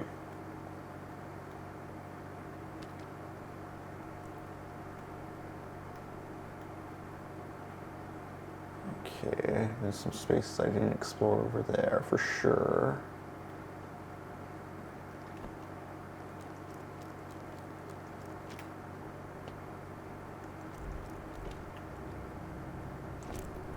Actually, okay, I just wanted to see if there's anything else around here.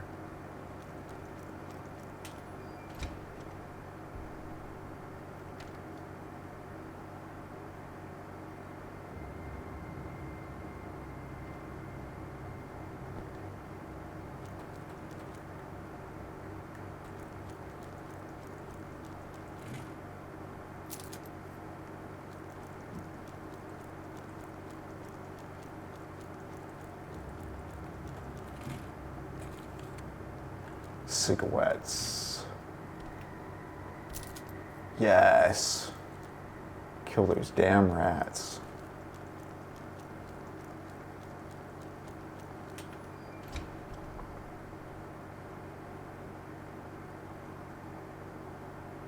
Oh yeah, I do like banana peppers just to get a bit of a crunch. I go a little light on the lettuce, but I like banana peppers and some onions.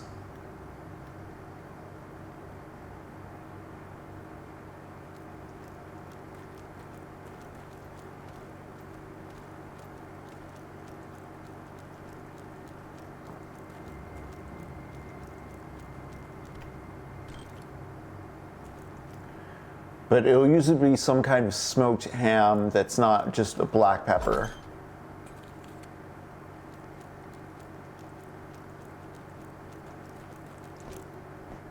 Or Black Forest.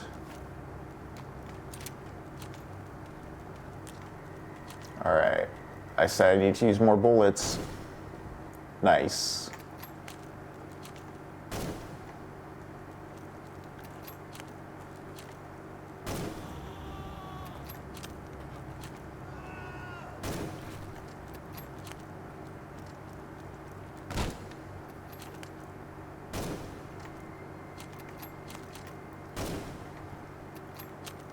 Whew.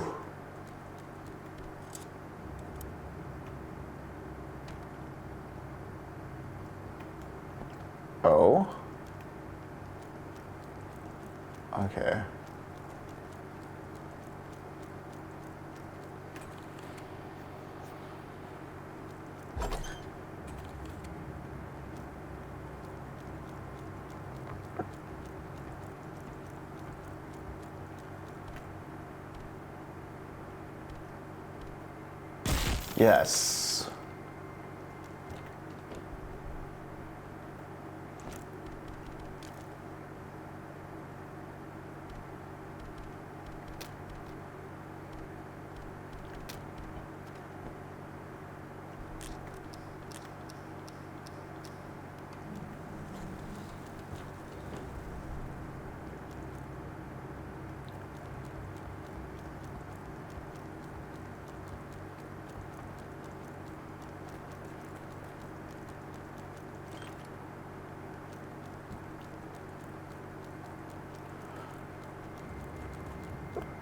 I'm noticing the lights flickering. I'm wondering if that's just a reminder that I might have to refuel at some point.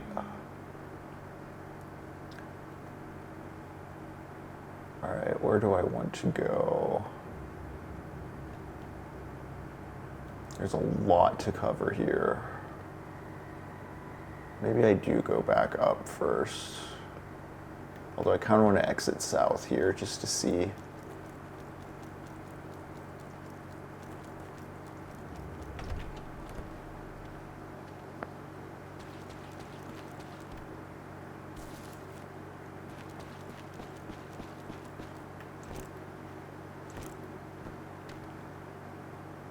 Okay.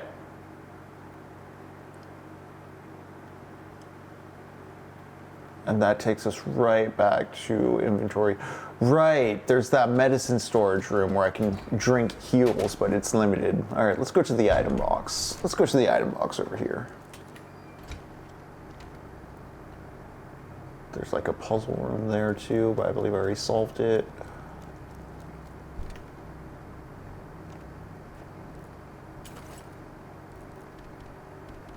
Okay, I don't need the bandage for now, or the fuel.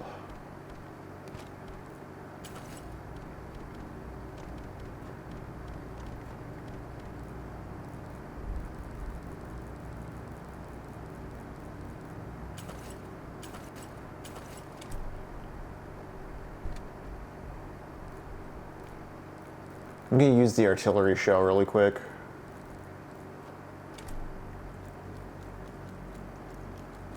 If I remember right, it's like right over here.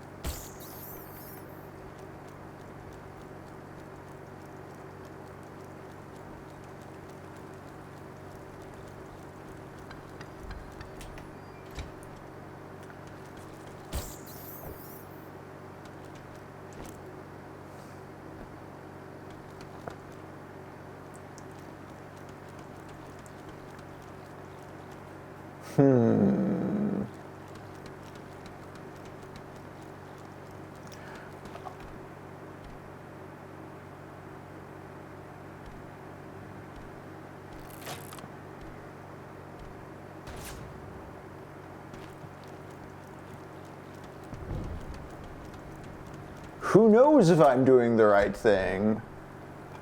Not I. I'm beyond good and evil at this point, Father.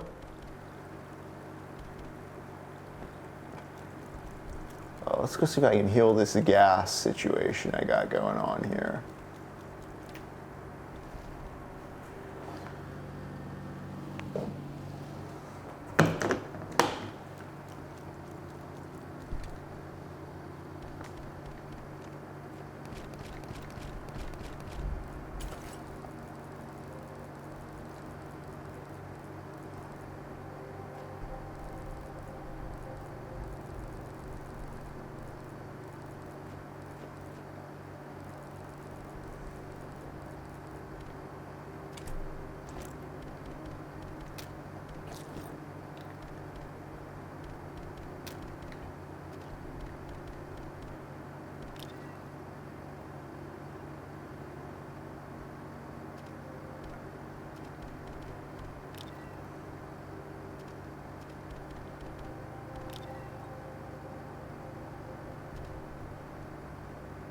just don't think I have anything that will... Maybe the medical vials will.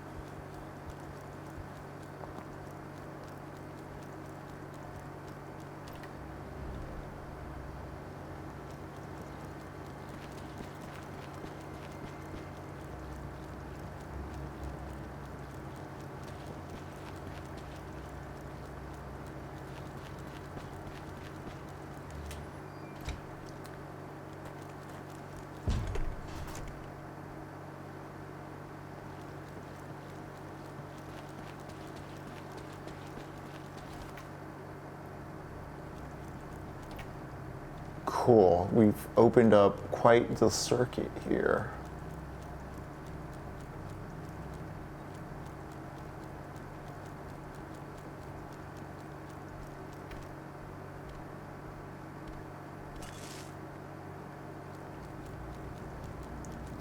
Use it well. All right.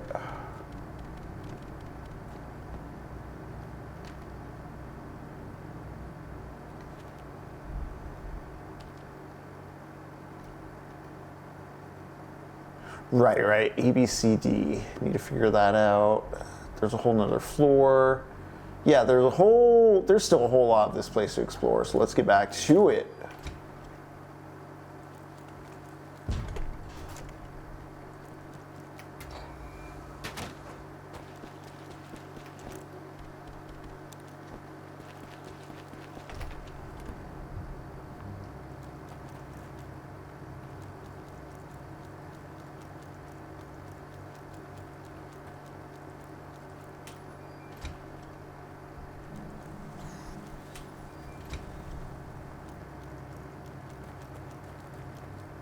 Okay, if I don't go to a place, it's because of gas.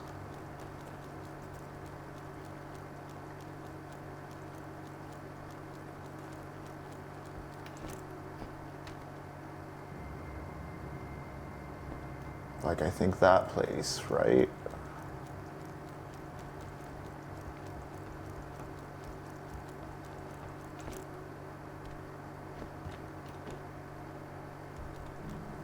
Yeah, too gassy.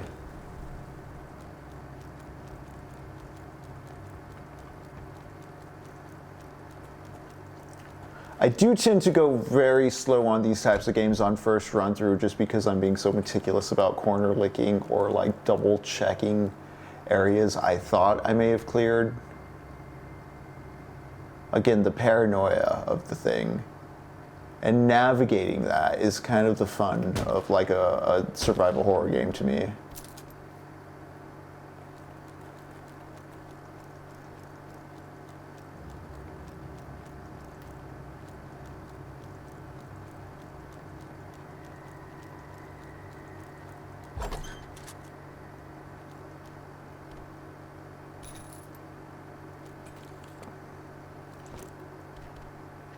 Cool. I think the rubies and gems are for sale. In just a very direct RE4 manner.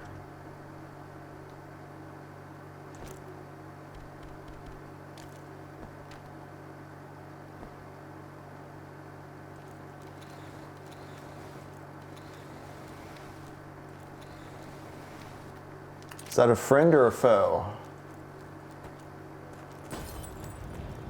Oh, shit.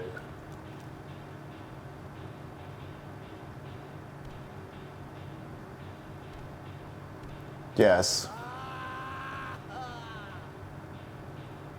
Is it my brother?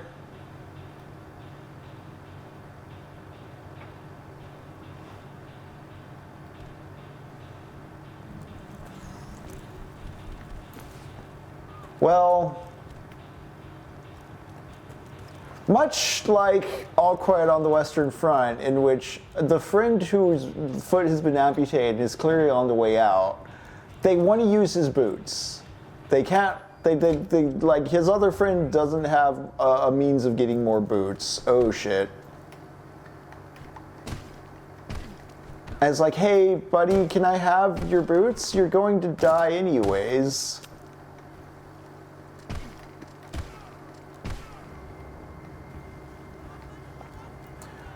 Wow, we get to eat more tonight because a lot of people died. Oh, okay.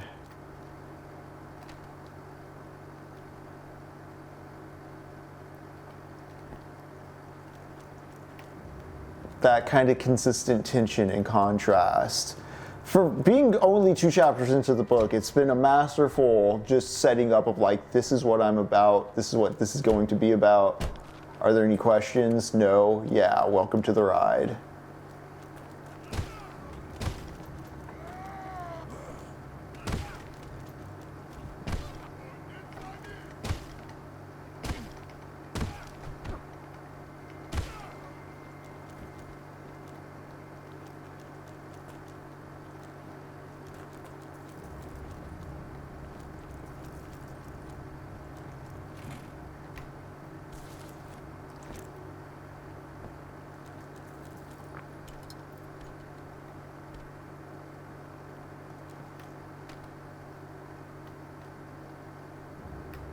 Alright, so I need a lockpick, I need a... Oh, I do have the gas mask to explore the other 2 regions, and I haven't even gone all the way downstairs.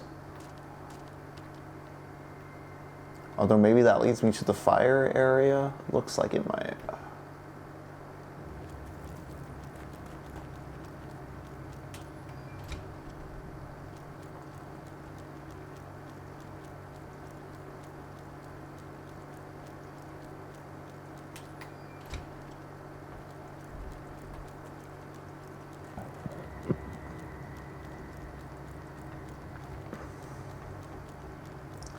Cool, I didn't look at the map 200 times to get over to this hall.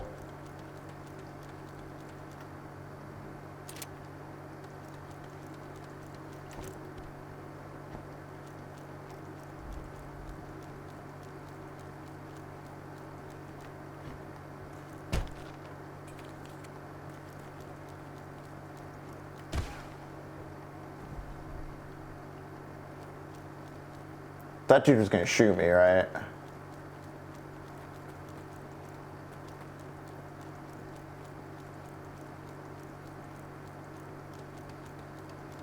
After Paths of Glory, if we haven't finished All Quiet on the Western Front, before starting the film adaptation of All Quiet on the Western Front, we will maybe take a break from old movies or older movies about World War I and watch Jinro the Wolf Brigade, a very good Japanese animated film about fascism.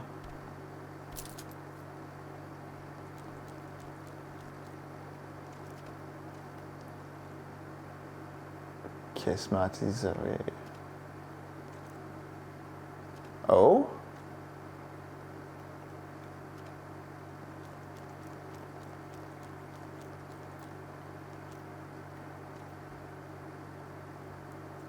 CD. The sword handle is the D. Who knows? I guess we'll find out in time. I'm once again at full inventory. Good night, L-Man.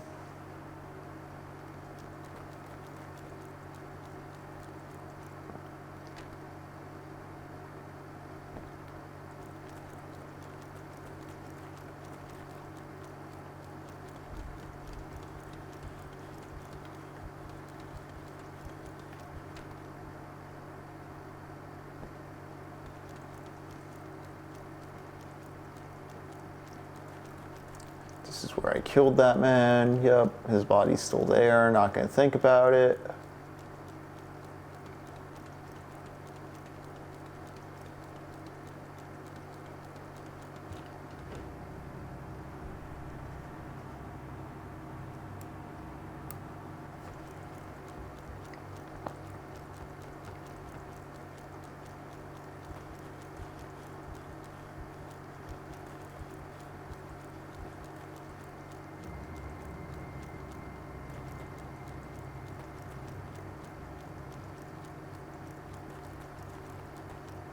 I guess I'll go down the stairs after this. Good thing I grenaded those rats, because I've been running back and across this room so much.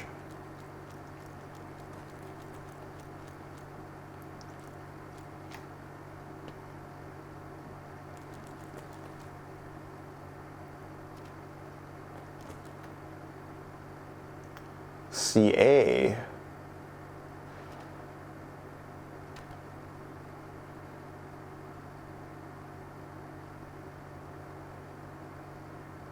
Where's the other one I was in? So this was CD.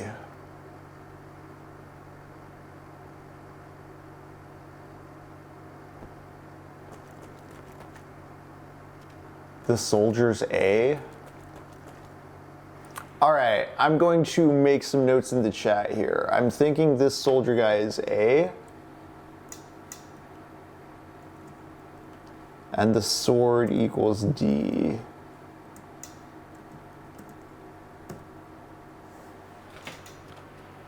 Just what I'm thinking, based on, yeah.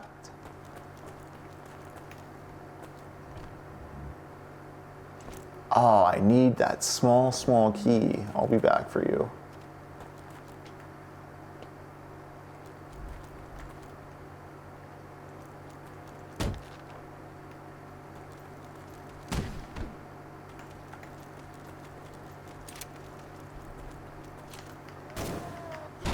Ah.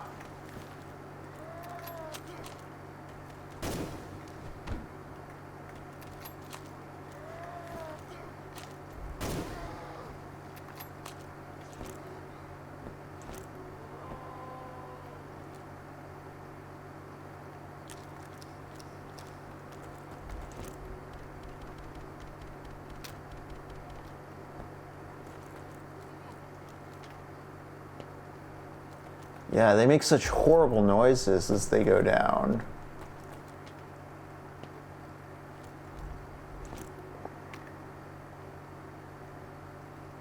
Simple lock. I think I can do the simple lock with a...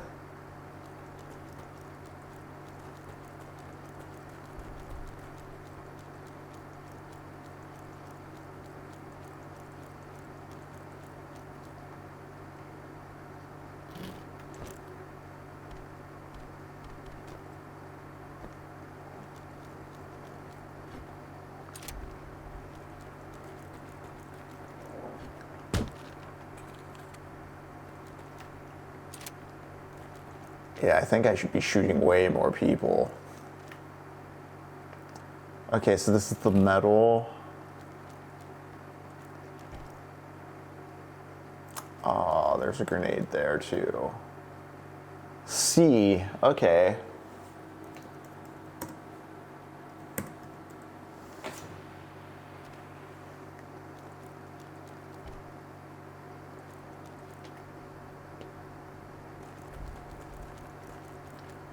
There's so much stuff down here I'm not picking up. I hate it. It's bothering me to know I have to come back. I don't have to come back. It's all optional, but it's nice stuff.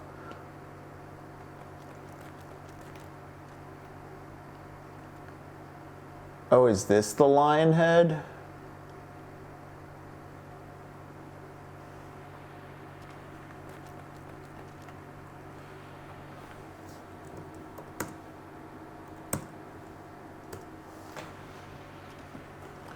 Guess I'll have to go apply the code in a moment. I guess I am learning to code.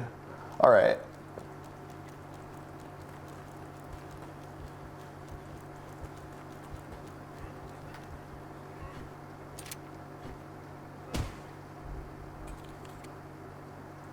I took that man's cigarettes.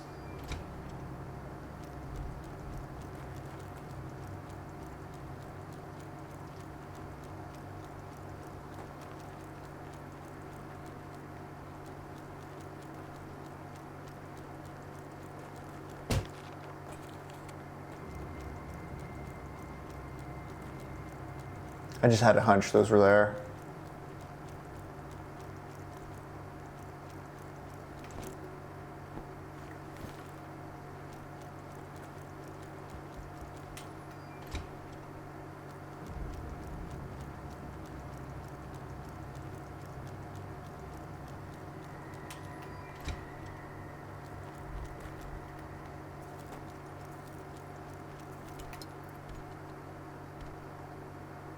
Oh, okay, so the simple key doesn't work on just the simple lock.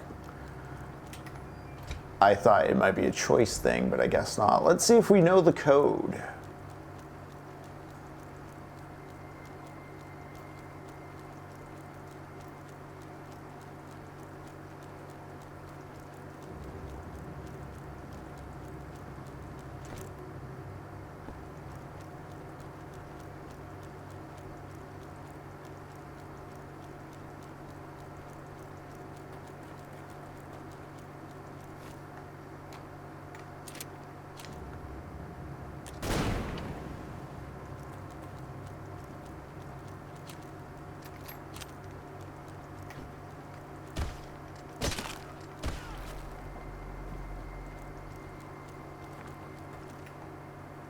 A, B, C, D. So soldier, lion, the metal, sword. Yep.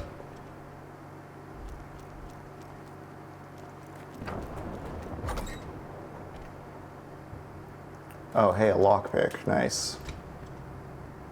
I need to...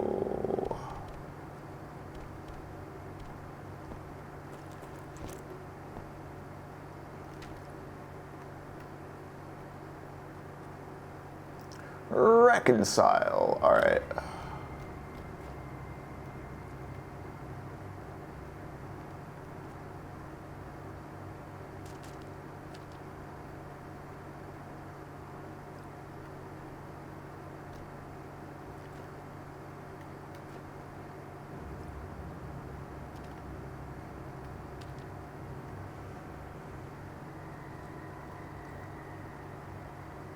Let's run back to a save room. Where would that best be?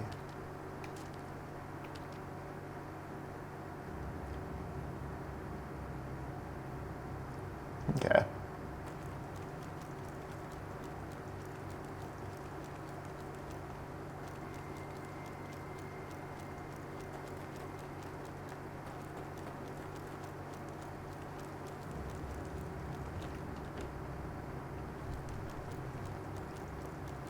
Oh shit.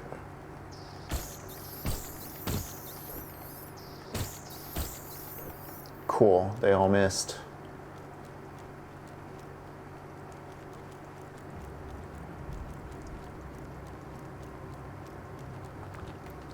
The horror of coming back the way you came and the dudes you killed have attracted rats that then might kill you because you'll get poisoned, you know? Damn it.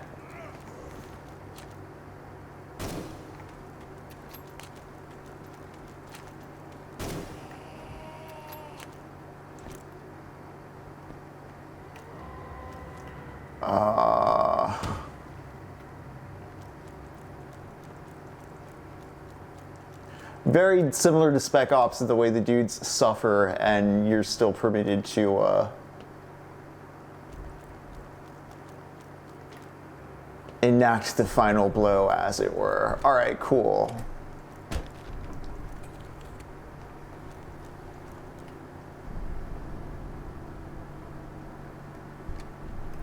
Right, so many diseases, Ja.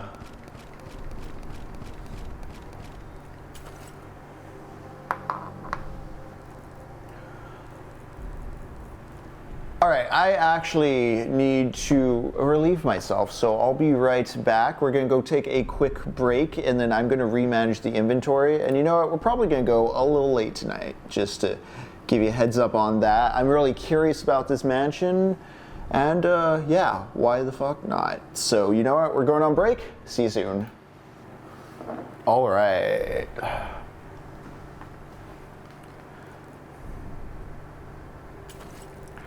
So no real key items. Oh, we have a small key. We don't know what we're doing yet. Same with the antique flask. I think you and you are for sale, so let's do that. Keep you on.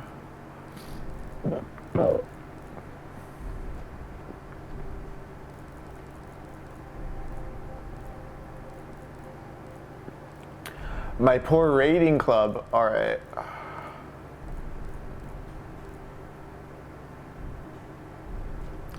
I'm gonna do the pistol with pistol bullets.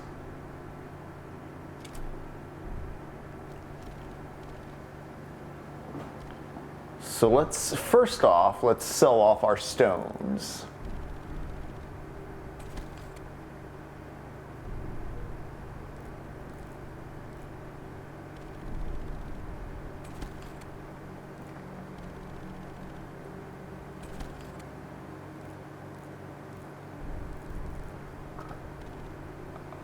And I now have enough to, ooh.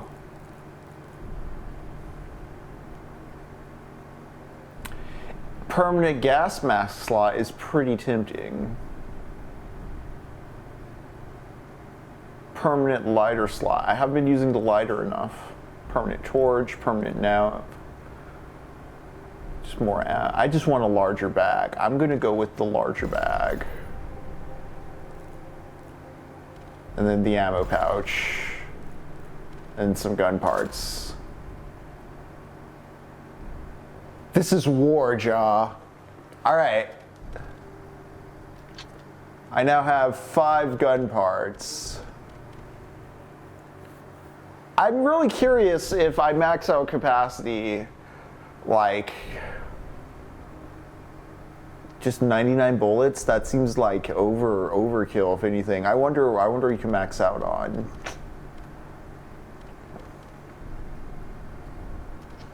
Okay, maybe I'll put the pistol away and upgrade the rifle and keep going with the rifle, because the pistol's power just in general is pretty weak, it seems.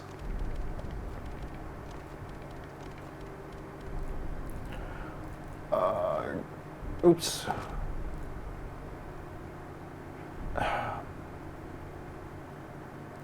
I'm considering fucking with the shotgun, but also...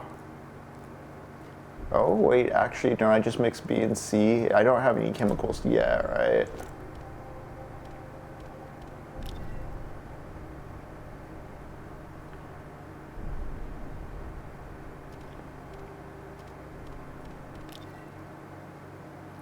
B and B makes C, right?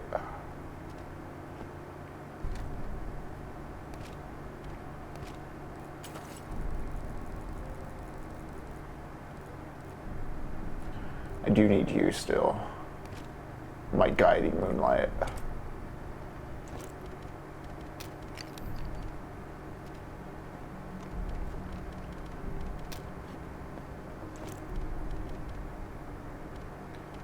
Oh, I just put my pistol away. Okay. Right, because I was considering the rifle. Which, yes, we're doing the rifle.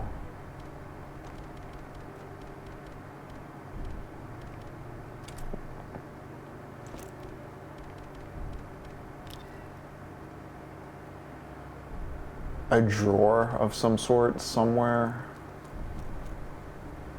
I'm gonna save. I'm going to save after all these decisions, except I haven't done the upgrades on any guns yet.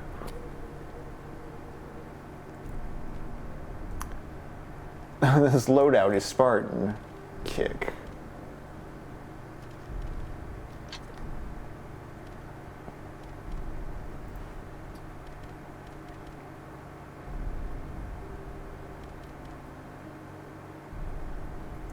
I mean, the rate of fire would be nicer, I suppose.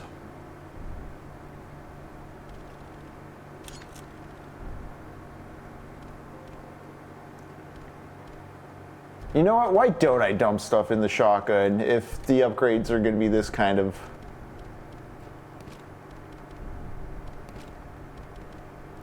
mode?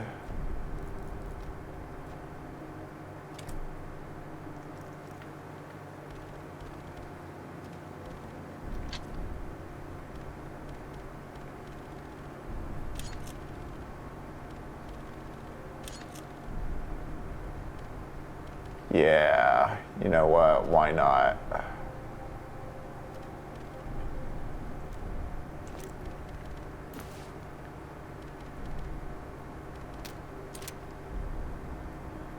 shotgun and a pickaxe. That's the kind of soldier I am.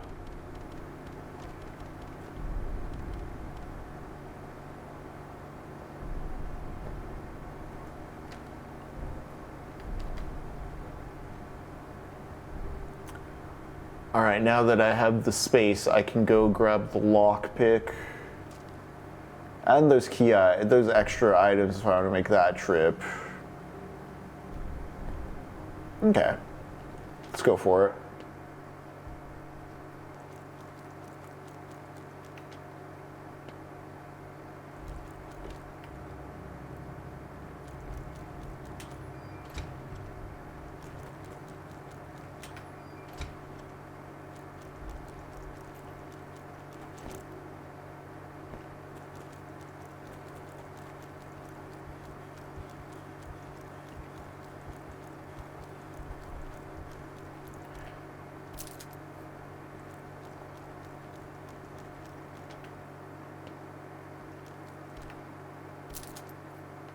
Yeah, I want the grenades because you can abort rats with them.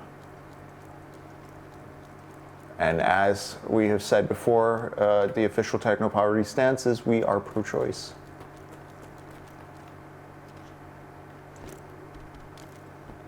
So aborting rats is part of the deal, man. Oh, I thought there was something shiny up here, but I guess it was the other one.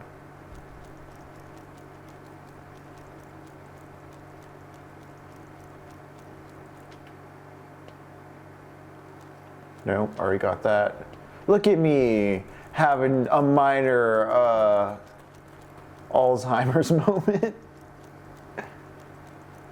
Just paranoid about licking corners here, folks. Wonderful. Brain gonna be gone by 40, ain't it?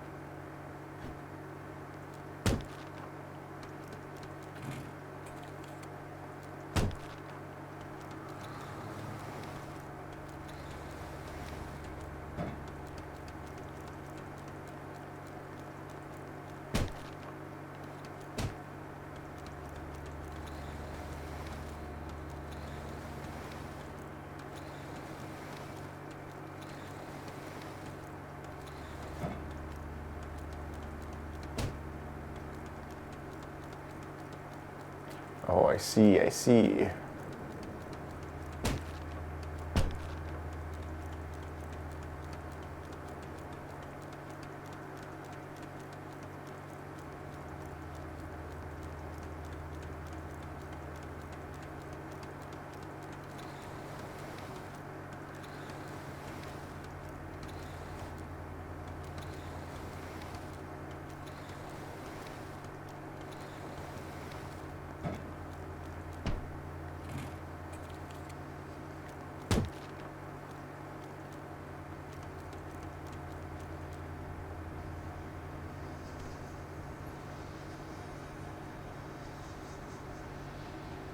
Do I throw a grenade in the fire?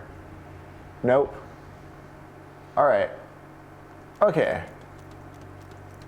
I'll figure it out somehow. I hope this puzzle remains solved. Those rats have survived mustard gas and would look horrific. Oh yeah. All right, let's just go grab the lockpick. I don't think I need to go back over this way, right? No. I just need to get the lockpick and go here. I can also...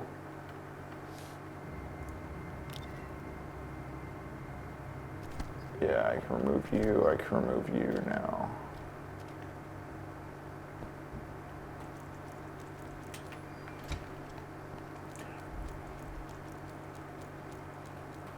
Setting my own objective points. I am so glad video games let you do that now. And it is such a nice evolution of, you know, we've been playing Medal of Honor on the flip side, and that's very much directed, pinpointed. You press pause, your objectives are already laid out. I've really loved the pins, especially like in Elden Ring, because it pretty much allowed you to chart your own adventure and keep your own quest log in like a structured manner.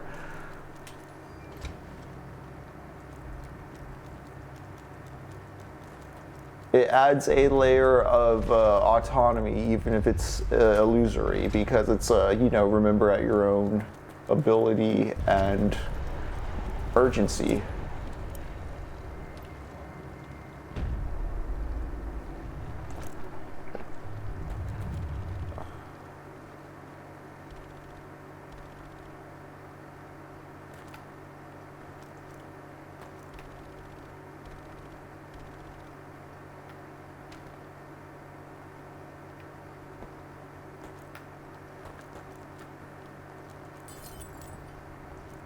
Oh shit.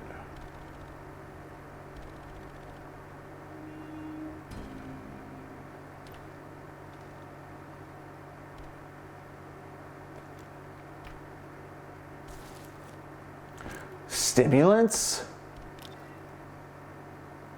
Hell yeah.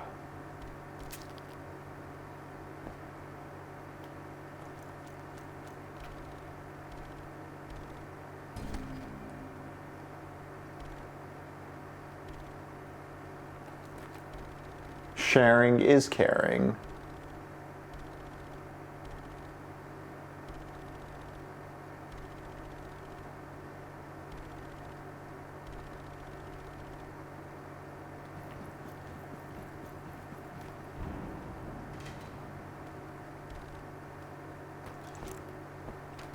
Oh, did I? Well, first off, can get rid of that.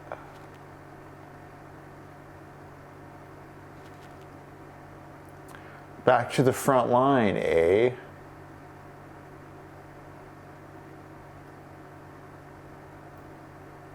Wonder where the drawer is that I used that key for. I can't remember coming across anything like it before. So I need to put this out somehow. Otherwise though, no, yeah, station licked.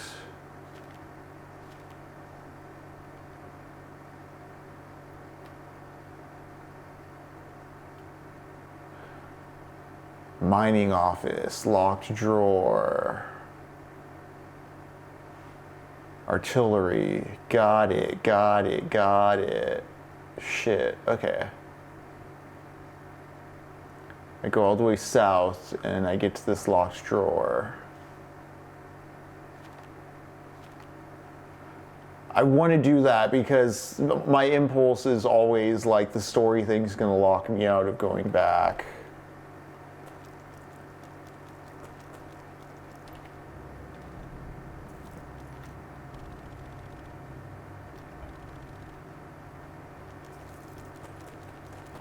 I'm gonna dawdle my ass off is what I'm gonna do.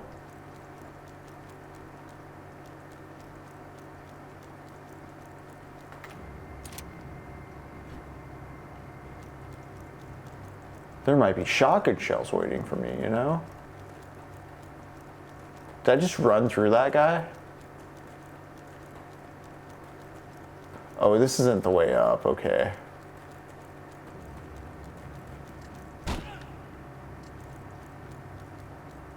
Where is he?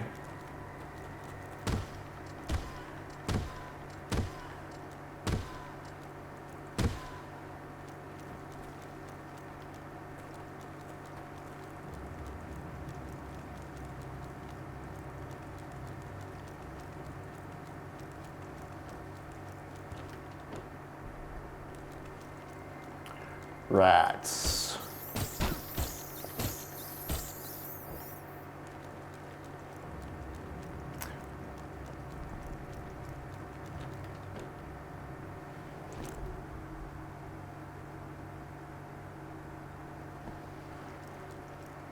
Yeah, now I'm going to be one with the Matrix because I'm all stemmed up.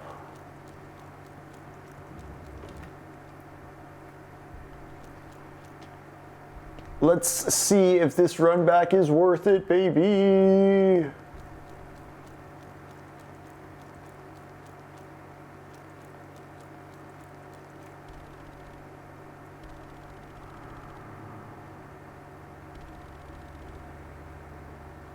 Oh shit.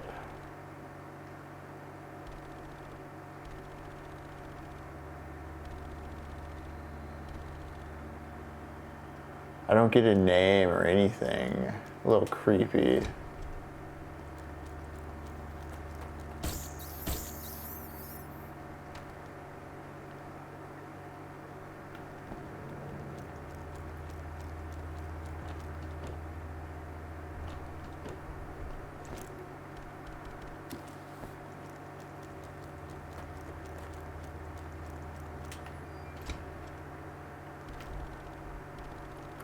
Oh, okay.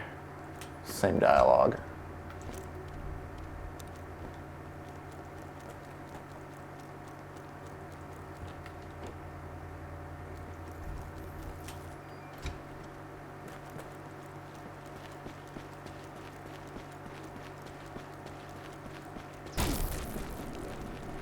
Shit.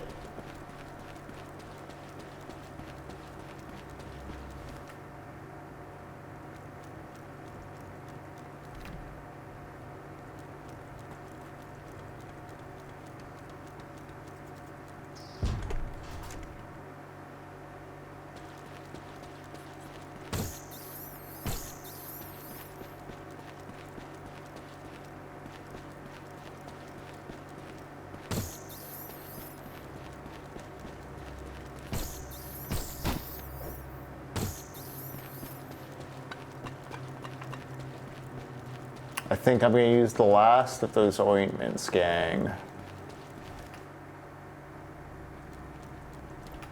You know the ones.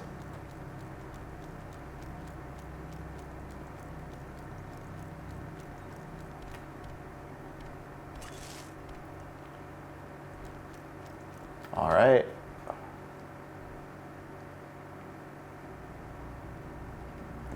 South we go to that locked drawer. I hope there's something cool in it.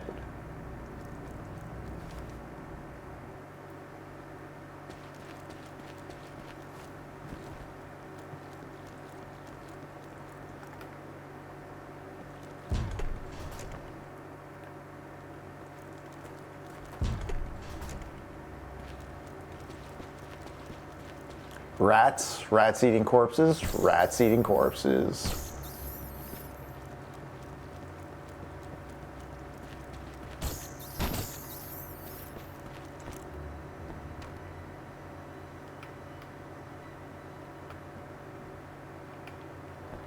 This is just a general locked.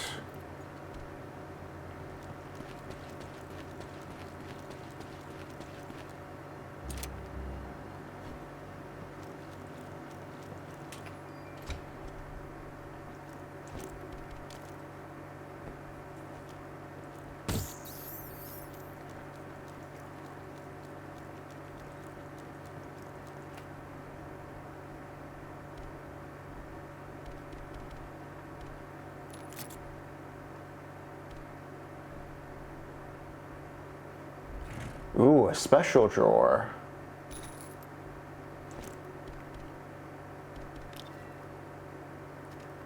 I wonder how many cigarettes I could get for that, eh?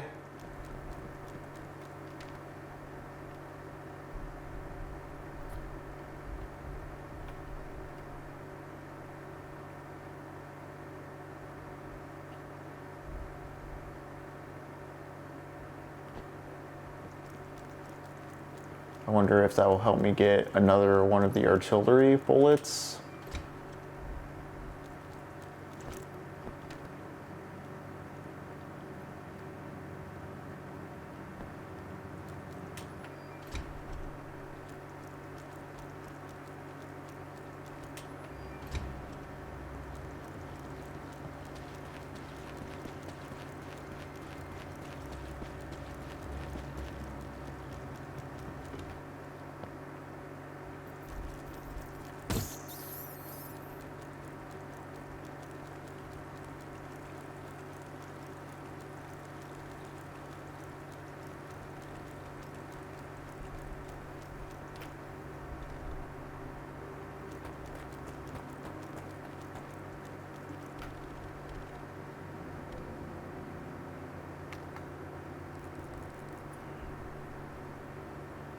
Yeah, I'm not gonna. I feel like I should hold on to it, or I don't know. It feels more valuable than 20, is my feelings on the issue.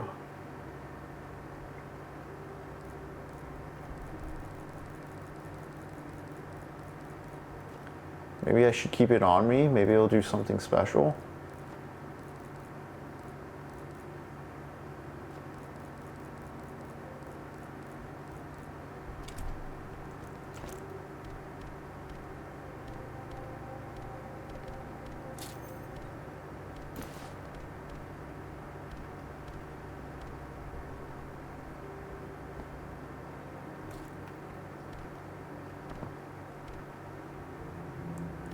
We're sticking with the one save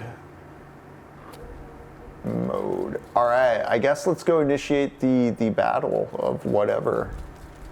The siege.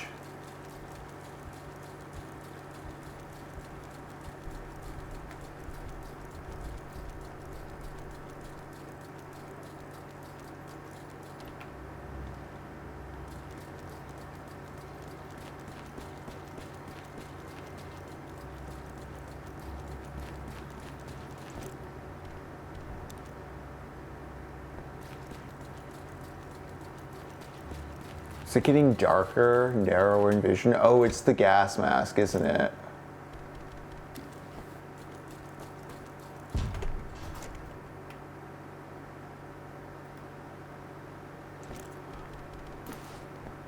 Yeah. Cool.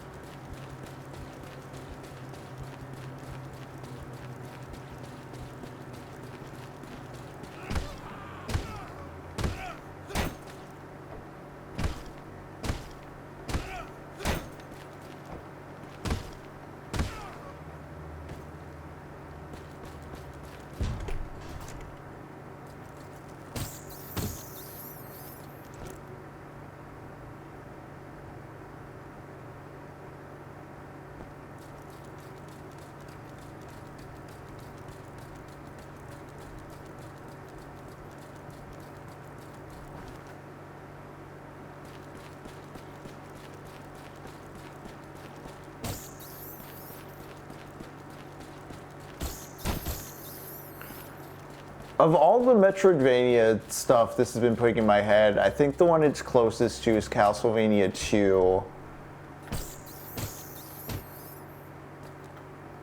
In the way that game, yep, not Pierre, doesn't give you a full map. Like, this game gives you a map and has the Resident Evil courtesy of it being a very nice, easy to commit to memory overhead. Okay, body armor fell apart. But this map is just big enough to kind of have in your head after some time, in the same way I think the Castlevania 2 map is. Okay, cool.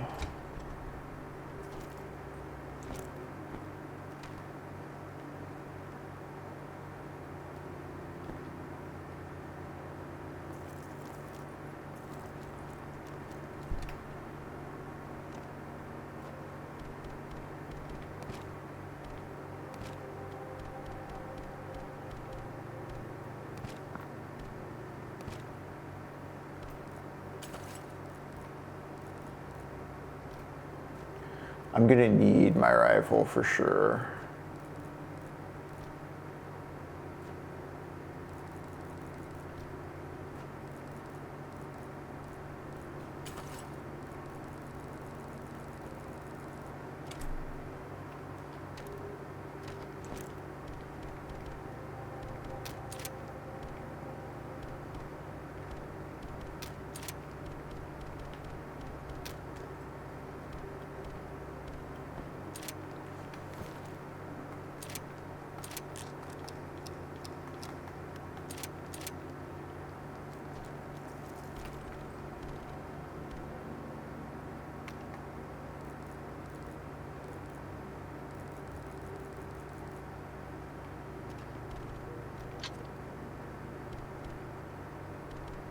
No, I don't have anything.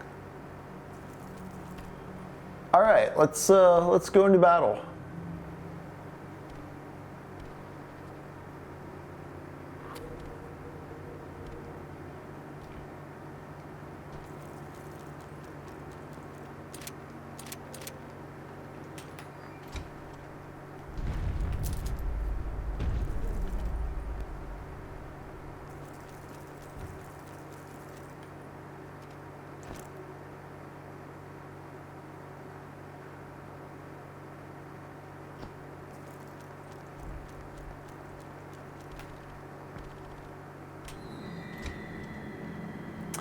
Boom, boom, boom.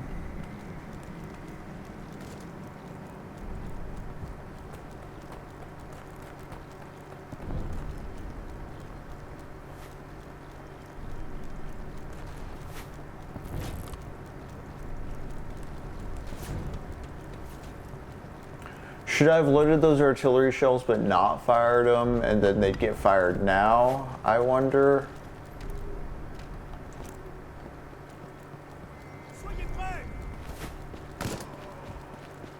Oh no. Oh shit.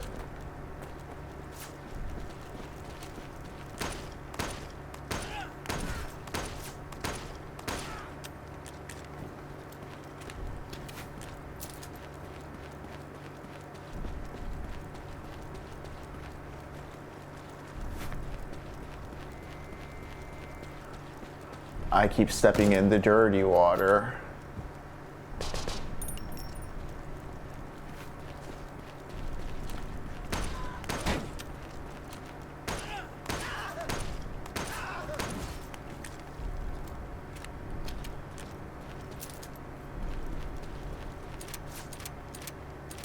Getting a lot of rifle rounds again.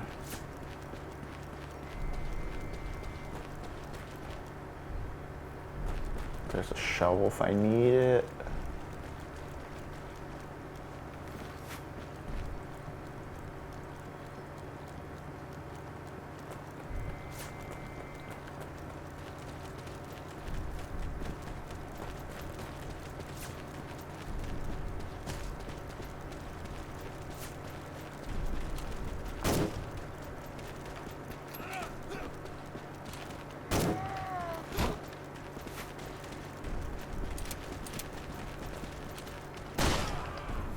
Nice. Oh, I'm a war criminal now. Amazing.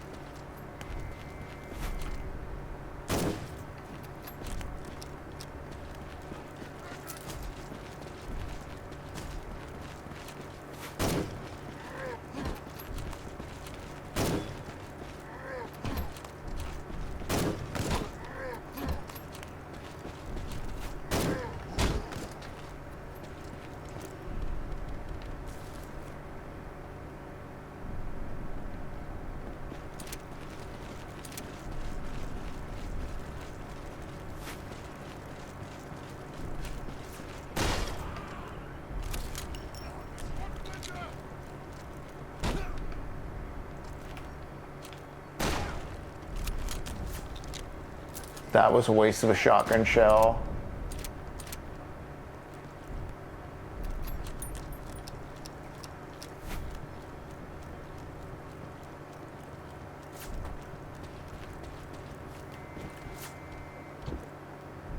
I regret not coming into battle with a gas mask as well.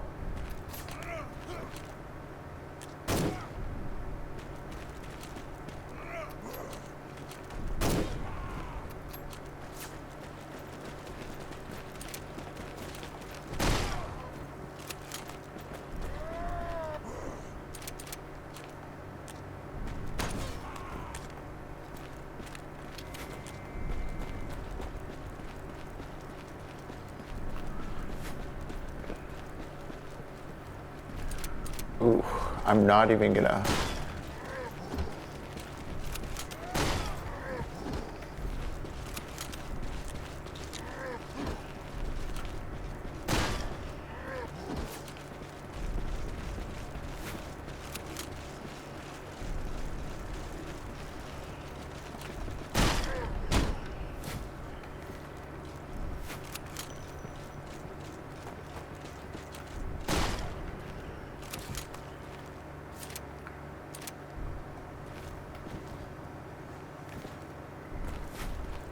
All right.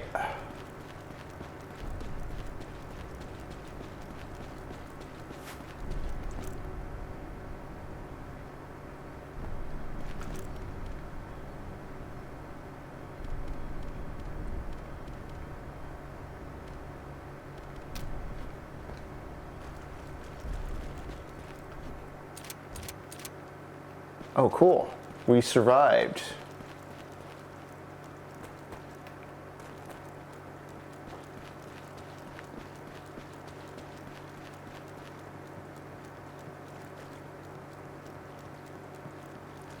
No, I just can't be killed by swampy, dirty, dirty water.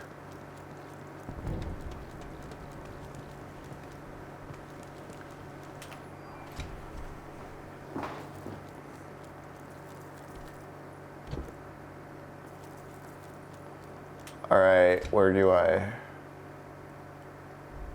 There we go.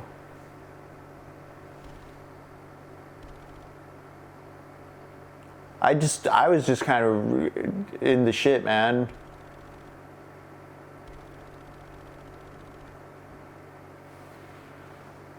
In the last wave sent to Fort Vaux.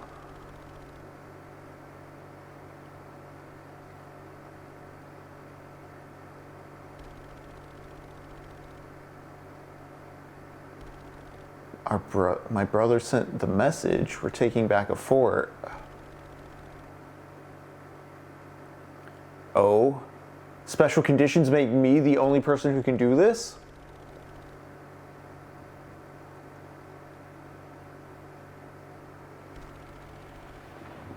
Okay.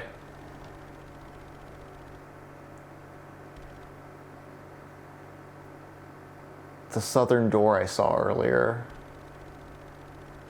German platoons patrolling the road below. We think they may have flanked around Seville. It's hard to say. Be wary and keep your guard up. I mean, it feels disingenuous. We're just like, yeah, your brother was here. Yeah, your brother was here. Yeah, we're taking care of your brother. In the same way, you know, Paul at the beginning of All Quiet on the Western Front is very much upset with his teachers. Like, he knows he's being misled. To get back to like diminishing the distance of the aestheticizing features of fascism and demystifying the past, you know, this is why you need to be skeptical of the romantic narrative, because the romantic narrative is sold to you in order for you to buy into extreme and horrific violence. Key on the table, unlock the door south of the supply line, take you directly to the road. Okay. We're going south. Know that you're carrying the fire that will lead us to victory. Okay, Fredric Jaeger. But I mean, it's so... The violence doesn't quite know with World War I how to sell itself romantic yet. When World War II swings around, the nationalism has whipped everyone into more mythological furor over what war means. World War I is like, oh, this is the depths of what the violence can be. And then World War II, there's kind of like, this is the height of what the violence can mean. I can't pick up the road key. Okay, well, I'll just fucking... Where's my chest?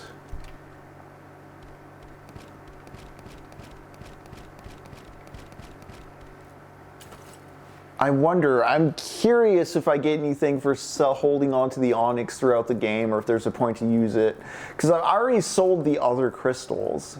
I may have boned whatever that may be, but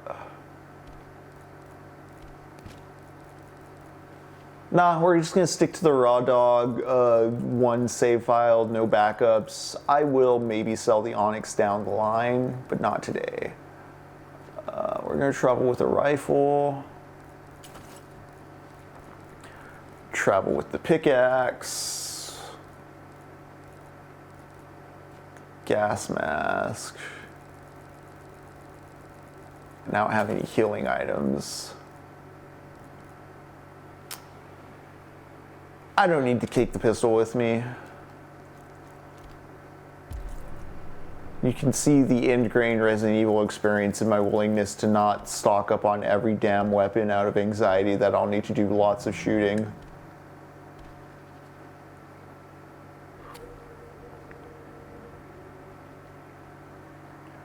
Alright, and this honestly feels like a good point to end it for tonight.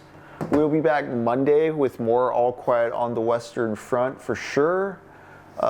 Maybe all of it. It's again, I keep saying it's a short read. It was a compelling read. I literally got through the first 50 pages in like 30 minutes before the stream. Been a bit crunched for time, but come hang out with us on the Discord Sunday. We'll watch Paths of Glory, and then we'll get back to the awful, awful realities of World War I as mediated through video games. Thank you all again for watching Technopoverty. I'm going to see if our little goblin boys over at the Pixel Goblins are going. If so, we'll raid on into them. If not, y'all take care. I'll be back Monday at 7:30 p.m. CST as usual, twitch.tv/technopoverty. Don't forget, you can always see our older programming on our YouTube channel. And there was something else, but it is leaving my mind right now. Ah, yes.